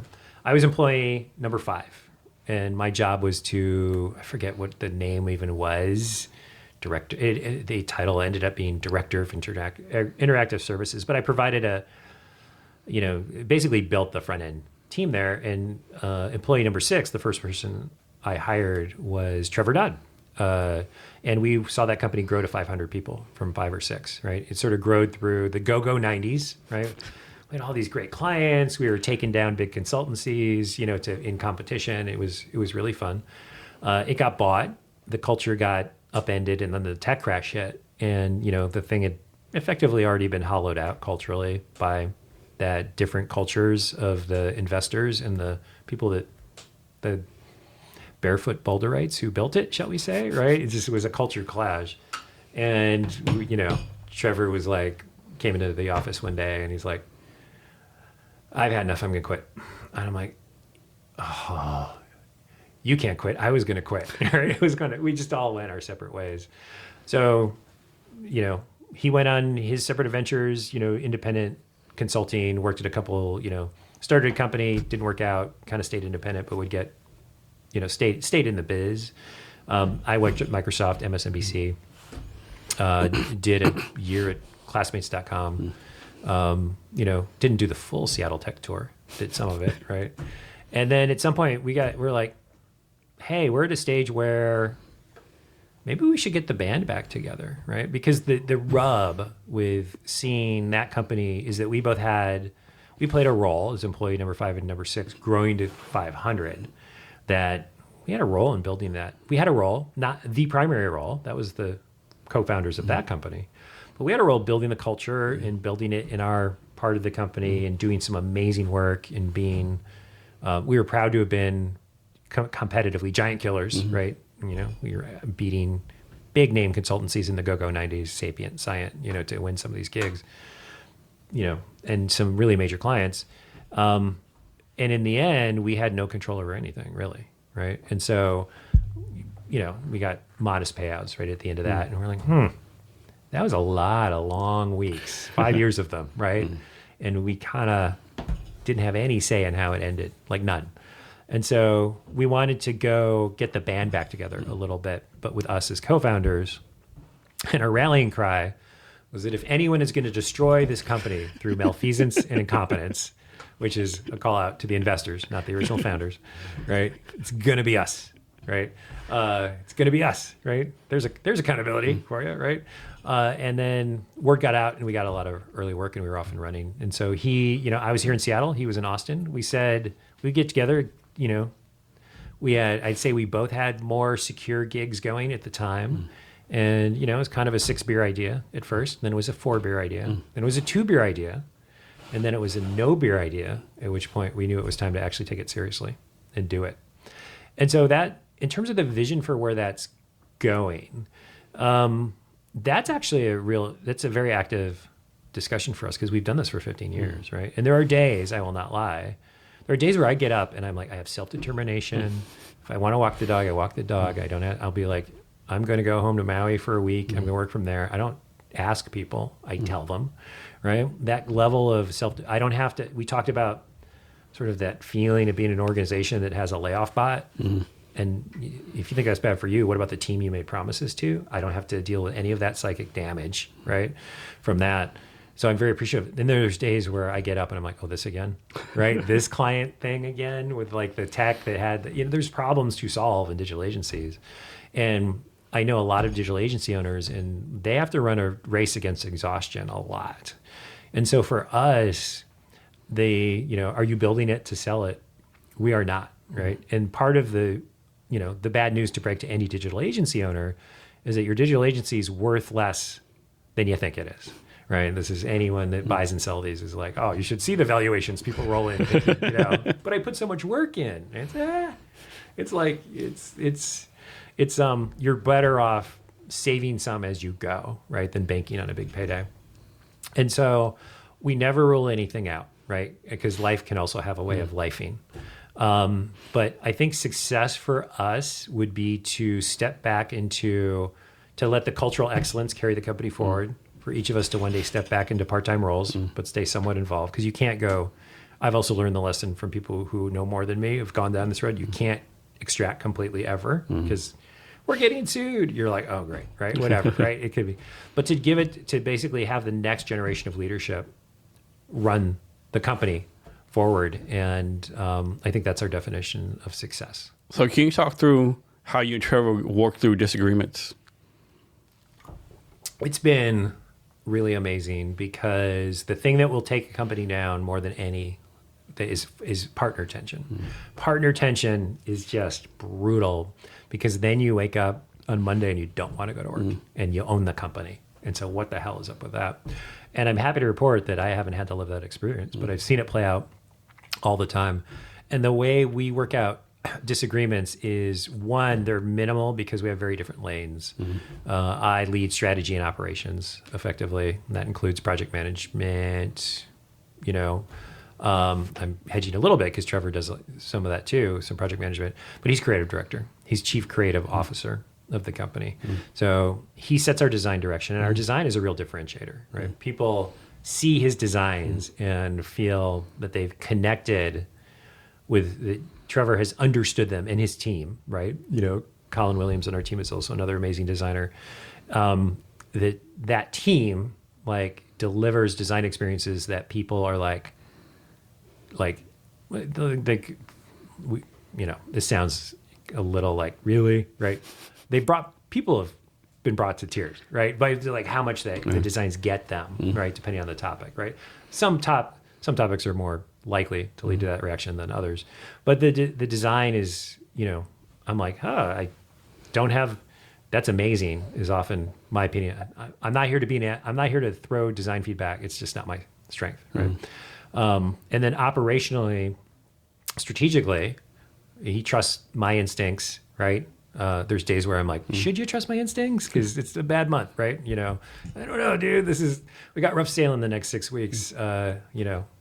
Companies like ours run on salary and distributions, right? Sorry, no distributions for 2 months because we're working through a tough stretch, right? Par for the course for digital agencies.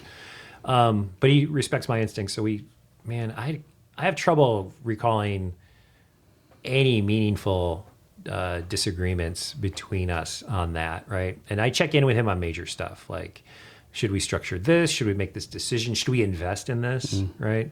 And he does have feedback on that stuff. It's not always like, yeah, sure, rubber stamp, right? But his feedback is always spot on, and we rarely have to work that out. And how long do you know Trevor? How long do y'all know each other before you started the company?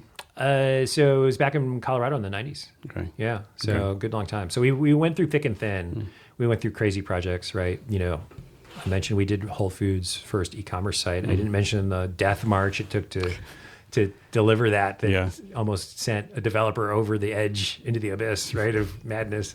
Just, so we went through thick and thin, right? And also went through thick and thin culturally when, long story, the other story as old as time is culturally vibrant startup, or not, we're no startup at 15 years, but culturally vibrant small company is acquired by a large company or investor group.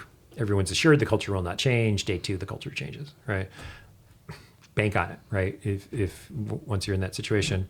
And so we saw that go, and, we acted with integrity and, a commitment to do the right thing. We saw each other go through the fire, and we're like, yeah, you're okay, right? You can be trusted, right? And even when times are tough. So that was why we founded the company with high confidence that it would work out. So I think I saw you one time at a New Tech Northwest event. It's like a tech startup event. What do you get out of networking at this stage of your business? I think it never stops being important. It's I think it never stops being important. And so what I get is, some serendipity, right, of connection. Sometimes, though, it's just good to get out there and get away from your screen, right? It's, networking, you can't be too salesy, right? But, you're like, hey, if you have this problem, I solve these kinds of problems, right? And so but It's rare I go to a networking event and like, I got 5 leads. It just never seems to work out that way. No. You know? No. But it still feels like it was a really healthy thing. Yeah, what works like you go to an event like today, 3 months later you can like backwards plan. Yeah. I closed a deal with Tom. Yeah. And then 3 people, okay, it started from this networking event. Or there's a couple degrees of separation, Yeah. right? I've been throwing a lot of rocks at social media, but I think LinkedIn is useful because its purpose is clear. Yeah, LinkedIn, yeah. Like love-hate with that yeah, shit. Right? Have you been fighting with LinkedIn? Just, I don't know, it's like, it's sometimes like, I have a joke where they're like some kind of LinkedIn meeting, right? One decision, make this the best possible platform ever, or make it the worst ever. Yeah. Let's go the worst ever, you know? I mean, like the user experience, the design is like, We do a fair amount on LinkedIn, but networking events, right? You sort of like, you do make 5 connections generally, right? Yeah. And we push out because it's, the business focused platform, right? I don't think for us, who's going to see the stuff on Facebook really? Yeah. Right? And so there can be sort of a downstream effect. And then there's just, it's weird how long it takes for this to happen, but it takes a while. It's just a way to be known, right? Have you noticed this? Maybe this is my feed, but like I keep on getting like stuff on my feed from like 3 weeks ago. Yeah, lately. Like lately. Like I want to see this when it comes out, not 3 weeks later. Like, yeah. I think since the new year, like maybe they pushed a update out or something. I don't know. So you talked earlier about you walk your dog every day, right? Yeah. So I'm guessing that's one way you take care of yourself. Can you talk about other ways you take care of yourself? Yeah, and I'm sometimes not the best at that, right? Because I'm definitely a workaholic, right? And sometimes my definition of a vacation is just working at a beautiful place, right? I like getting stuff done. It's and so for me, being relaxed is often, it's definitely not, I like to take my sailboat out, right? And do stuff like that, right? For me, it's the real simple stuff, right? Like taking the dog out for a walk or taking the dog, Point Favor, Seattle, right? You've got like 2 different, multiple cool hangouts and bars that dog could just go off leash and romp and get a beer, right? Stuff like that. And listen to a podcast, right? And sort of do that. And then reading, right? I've been getting back into reading, fiction of late. And so that's been fun. I love just hanging out with a book on a shady spot on a sunny day. And, for me, more walk, for exercise, just more a walker than a runner, right?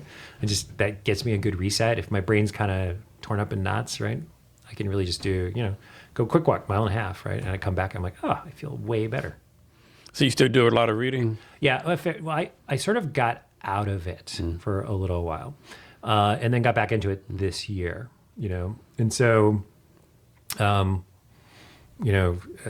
wife is fortunate has been pursuing writing for a long time, Holly Irvine, and she is fortunate to have been signed by a literary agency. Nice. And it's JVNLA, Jennifer Welts, if anyone's interested in checking out what's awesome in publishing.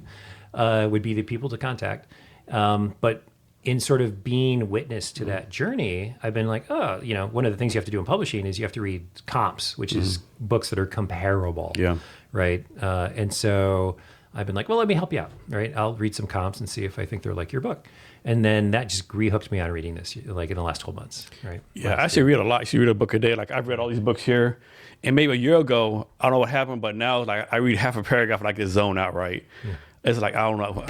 I don't know what it is. I just can't read anymore. Yeah, I've gotten back into it, and it's been, I really enjoy, I'm generally not doing paper books. I'm doing Kindle and stuff like that, and nonfiction I'll throw on Audible or something, right? Because that's good dog walking material. But for, fiction, and then I go back and forth between some classics that I always meant to read and something more modern that's, because the classics aren't comps, right, for modern publishing. Yeah. But, stuff that's hot coming out that's like, oh, this is a hot book, right? And I read it and I'm like, oh, I like that book or I didn't like that book. It's, and then like in the last 12 months, I'm like, I never read Moby Dick. Never read it. Right? Just never read it. Right? And I'm like, I'm gonna make a go of it and give it a go. Right? So what's a skill you don't have that you want to learn? Fluent conversational French. Okay. And I'm maybe 20% of the way there. Just something it's weird how speaking a foreign language feels like a superpower. And if Especially for most Americans, right? yeah. And if I could, it would be like the first thing I would probably do if I could lighten my schedule, right? Which, it's, you say there's no time like the present, and I've been able to maintain time for, keeping pretty healthy and, reading and stuff like that. But pretty much the first thing I do is go unlock that bit again, because it feels like a superpower. And my friends that can speak more than one language fluently, I'm like, wow, Yeah. I want to do that. And, I took, as many did, took French in high school, but never kind of lost the like enjoyment of that. And then on a time or two in Paris, it's weird how the brain, it starts to kick in. Like, and so I wouldn't dare delve into it now because it's been a while, right? But there have been moments in that, that I rewind. I'm like, I remember a time I was like, I was doing my Duolingo and I'm doing all the practice, right? And I'm like, yeah, I sound terrible, right? And then we're in a taxi cab and we're going the wrong way and we're going to the wrong place. And I'm like, and I just, like in French, argued with the taxi driver about that we were going the wrong place and we need to go to this other place. And, I was right. But I'm like, oh my God, I just had an argument in French, and it just came out. And then, like, he understood. I'm sure it sounded terrible. Yeah. And that was a high. Yeah. Right. At that trip, I was able to break that out a couple of times. It just started to click. And I'm like, I don't even know how I'm doing it. To me, it's always funny, like when you talk somewhere to a foreign country and English is a second language, and they're like, my English is so bad. Like, your English is like a goddamn pitch perfect. Right. Like, it's way better if I try to speak your language. Right. You've done a great job of learning it. Yeah. Yeah. That's a bit I would love to unlock. And then, the other thing is, flying would be fun. I've taken I took a test flight once from out of Boeing Field, and I'm like, this is fun. You remember this? Yeah. Remember, like maybe 7 years ago, that guy that worked for Alaska Airlines hijacked the Alaska Airlines planes and flew it. It kind of became like world famous. I mean, a folk hero in a way. Yeah, right? I mean, the world is actually kind of sad, right? He got all poetic up there. Yeah, some of those going on in his life, he was like, yeah, man, that's so sad. But man, he was like, when you tell the last hour, he was truly happy the last hour of his life, right? Right. He was truly happy. It really resonated with everyone. And they were like, whoa, yeah. And he was. And when he said, "Yeah, I played video games before. I got the hang of it." Like, damn. But he was doing things like the Olympics are beautiful. Yeah. And this is amazing. Yeah. Right? I'm going to try a roll. Yeah. Remember that? Yeah. That was a crazy day. I know. Like, what the fuck? Crazy day. Yeah. And he crashed somewhere. Yeah, man. That was so sad, right? Yeah. It's I'm just generally fascinated with flight. Right? Like I'm the guy I'm definitely kind of a commercial aviation nerd. My friends make fun of me for it, right? I'm like, that's a 737-800. That's as opposed to the 900, right? I geek out on that kind of stuff. So you're going to go to Mars? Are we going to go to Mars? Are you going to go to Mars? Yeah, I'm not going to Mars. Elon Musk says, I got a seat for you. Right? No, I'm good. I'm going to pass on that. I want to go, but I want to be on flight maybe flight number 100. It's like, exactly. Maybe flight 100, yeah. Though, interestingly, like, you watch all these folks go into orbit, right? You got so many years left, right? The cost of going to space will come down. Yeah. Your personal finances, hopefully, will go up. And at some point, will those lines intersect? Yeah. And will you be like, well, I'm gonna splurge and go to orbit. I don't think I'm going to Mars, right? Yeah, I definitely think like in 10 years we're gonna have like space hotels or space cruise ships. Yeah, I feel it's coming, and the privatization of space has unlocked a lot of innovation. It has been exciting to watch. So it's been pretty cool. Yeah. So is there anything space? Get on it. Is there anything else to ask you that I haven't asked you yet? No, I think we've covered it. There's nothing. Anything else you want to talk about? No. Okay. I'm good. This has been fabulous. Cool. Thanks. Can you give us first question first? Sure. So like, when you do hiring, right? Yeah. Like, how do you want people to reach out to you, right? Like, how can like people approach you? How does that work for you? So the best plan for hiring is really go to our website and see how we hire. We say we are not always hiring, but we are always recruiting. And, we ask for, and this is a quote, some sparkling opening repartee, right, with a cover letter. And, we had a developer email us 10 days ago with some sparkling opening repartee with a skill set that we suddenly needed for a new client. We're like, this is great. Let's Like, talk about timing, right? And that's a contract. It's we didn't lead them on to a full-time role. But check that out on our website, and then right there you'll see jobs at culturefoundry.com.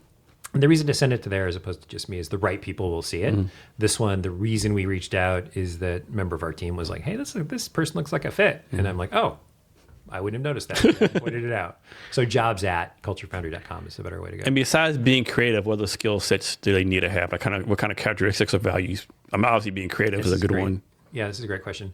They need to completely embrace the ethic of delivery over activity, which is one of our guidelines. So, if you ever gone to a coffee shop and there's 5 people behind the counter running around like crazy, but no one's getting coffee, right? It's like, that's activity over delivery, right? It's like, it's frenetic activity, but no one's getting coffee. And in technology, there's a real risk of activity over delivery, right? Well, I refactored this and did that, and I got into all these abstractions, spent a lot of time, spent a lot of budget. I've not delivered a customer-facing improvement or a meaningful step towards one yet. And so you need to completely embrace the ethic of delivery over activity. We know activity is a route to delivery, but it's all about delivery. And you need to show us live URLs of things you have built and be able to talk about how you made those things what they are today. Like how your influence, we don't assume they were all just you, but you're like, this site does this cool thing that I developed. So that's the key. So what if someone comes to you and they share their GitHub and they've like worked on 10 things, but they never actually completed anything? Is that a red flag? It's a red flag. Or you say, okay, you built 10 things, you're building stuff, you're working on crap, you're like, you have to show me something you built, right? Yeah, because the last 10% is the hardest part. Okay. Yeah. That's where all your decisions come home to roost. Right. So one of my pet peeves talking about like the coffee thing, I hate it when like you go to a restaurant and there are 5 people there and they're like, use a kiosk. Like, are you kidding me? Right. Like, what are you doing, right? Right. Take my order, right? Right. I also enjoy the I never go to self-checkout at the grocery store. I'm like, you know what? Yeah. Oh, yeah. It'd be nice if someone could scan these for it. That would be so nice. I just hate that. Yeah. Just, what are you doing? Are you just here? Like, I don't know. Just a pet peeve of mine. Yeah. I was at it's in Vegas at I think it was the Paris, actually, the Hope Paris Hotel in Vegas, late night flight. And they'd just gone full automation with check-in. They had 2 people you could talk to, except the line was 20 people deep. Yeah. And then they had all these kiosks. You put your driver's license in, it'll just do everything automatically and spit out your key. And it never does. Didn't work, right? Right, just grinding. I look at the line, now it's 20 people, right? It's longer. Fine, right? I go try the next kiosk. Finally, like it works on the 3rd try. Yeah. But already I'm like, well, this whole experience, this sucks, right? I just already like, the whole point of hospitality is like, hey, we're glad to see you. Yeah. Right. Thank you for spending your money with us. Yeah. Not like, welcome to Burger King. No right? shit, right? Yeah. Yeah. In Burger King, I'd rather talk to the people, right? Than the kiosk. So how can people reach out to you? So the best way to reach out to me is probably via email. It's the best website that illustrates what I'm up to, frankly, because all the other sites are very long in the tooth, is culturefoundry.com. I've got a lot of blog posts there. If you're like, what's that guy's vibe with, you go there, see some of my blog posts. And some of these topics we've talked about, more of the tech ones, right? Less the society ones. And then the best way to reach out to me is really via LinkedIn, where I'm easy to find, or email, hans@culturefoundry.com. Is blog post still like doing stuff for your business? A blog post was a big thing back in the day. Now you hear like blog posts kind of died out. So, blog posts, yeah. So you see you get a lot of ROI from your blog posts? Yeah, you do. Because AI has kind of made that relevant again, right? And there's certain ways to structure your blog posts that they'll be a little more meaty from an AI perspective, right? There's some simple tricks of the trade, like I'm happy to share here, including FAQs, right? Because AI engines are kind of answer engines, not search engines, right? They're usually doing that. They're also delivering people with high intent, because people are trying to solve a specific problem with ChatGPT generally, or Perplexity, or one of these, Claude, the full list. And so blogs are newly relevant now because if they're structured well and they have the metadata that the AI bots are looking for, you can suddenly, that's like how people are finding you. And so it is quite relevant. Yeah. One thing that makes me kind of laugh, right? You have these people on LinkedIn, social media, like, no one should use AI for a blog. No one should use AI for this. I see your AI thing. I'm like, so that's a hill going to die on? Like, you're going to die on people using AI to do LinkedIn? Like I just don't get it, right? Because they're anti-AI? Yeah, they're so anti-AI. Oh, don't use AI. I can tell you using AI on your LinkedIn post. Shame on you. Like, that's a hill you're going to die on? Like, yeah. I think it gets to authenticity, right? People are, so, AI is a good drafter, right? I like writing, right? So I generally don't use AI as a Kickstarter, shall we say, for a post for me. But it's a good Kickstarter, just like with code, right? It can be a good Kickstarter for blog content and the like. I think where people have that reaction, like if you use AI to help you frame, if you thought about this, right? It's good at brainstorming. Oh yeah, that's a good point. I should think about that, right? If I'm covering these bases. But if you over rely on it, yeah, like people like they get a smell, they can smell it. Yeah. They can kind of smell it. And everyone's like, well, AI is getting so good, soon it'll be undetectable. I mean, it's like AI images now, right? Yeah, and I think for certain kinds of images, it's good to use, and there's still a lot of room for the artist, and so I feel that AI is a threat to stock, like for images. Yeah. It's a threat to stock photography. Well, stock photography tended to be a lot of handshake photos anyway. Yeah. It's good stuff. I mean, a lot of those like look way worse than AI does, you know. But I don't think it's going to be a threat to, a true, artistic photographer or a true photojournalist, right? The photography field's already gone through convulsions. Yeah. Already, right? With I would argue that this has done more to distort photography than anything. Yeah, that it's done that. But there's clearly AI bots out there that are auto commenting on things. Yeah, you can tell, right? Yeah. Like if you do a post and someone comments, "Innovation is good," and also innovation. Yeah. Come on. Yeah. Right. Yeah. So if we got it, can you give us any last minute wisdom or advice or anything you want to talk about? No, I would say that this is specific to the current small business market and the job market, is that your reputation precedes you, right? Your reputation is more important than it's ever been. And also we talked about networking, right? You can do structured networking. Let's have a reunion. That last job, let's have a reunion, right, of those people and have those human to human connections. That in our current economy, that's a really good way to go. And, and I think the other message I want to leave with is I just want to, let's all find each other. The things are rough out there, right? And the people who are like, let's all find each other. If we really believe in quality and accountability, right? Because I think people do, right? And I think for these people to find each other through whatever the means is, right? Maybe it's a networking thing or these are really important things in this moment. And to really, if you feel like you're in the ditch, right? Climb back out and find your people. I think that's going to be my parting thought.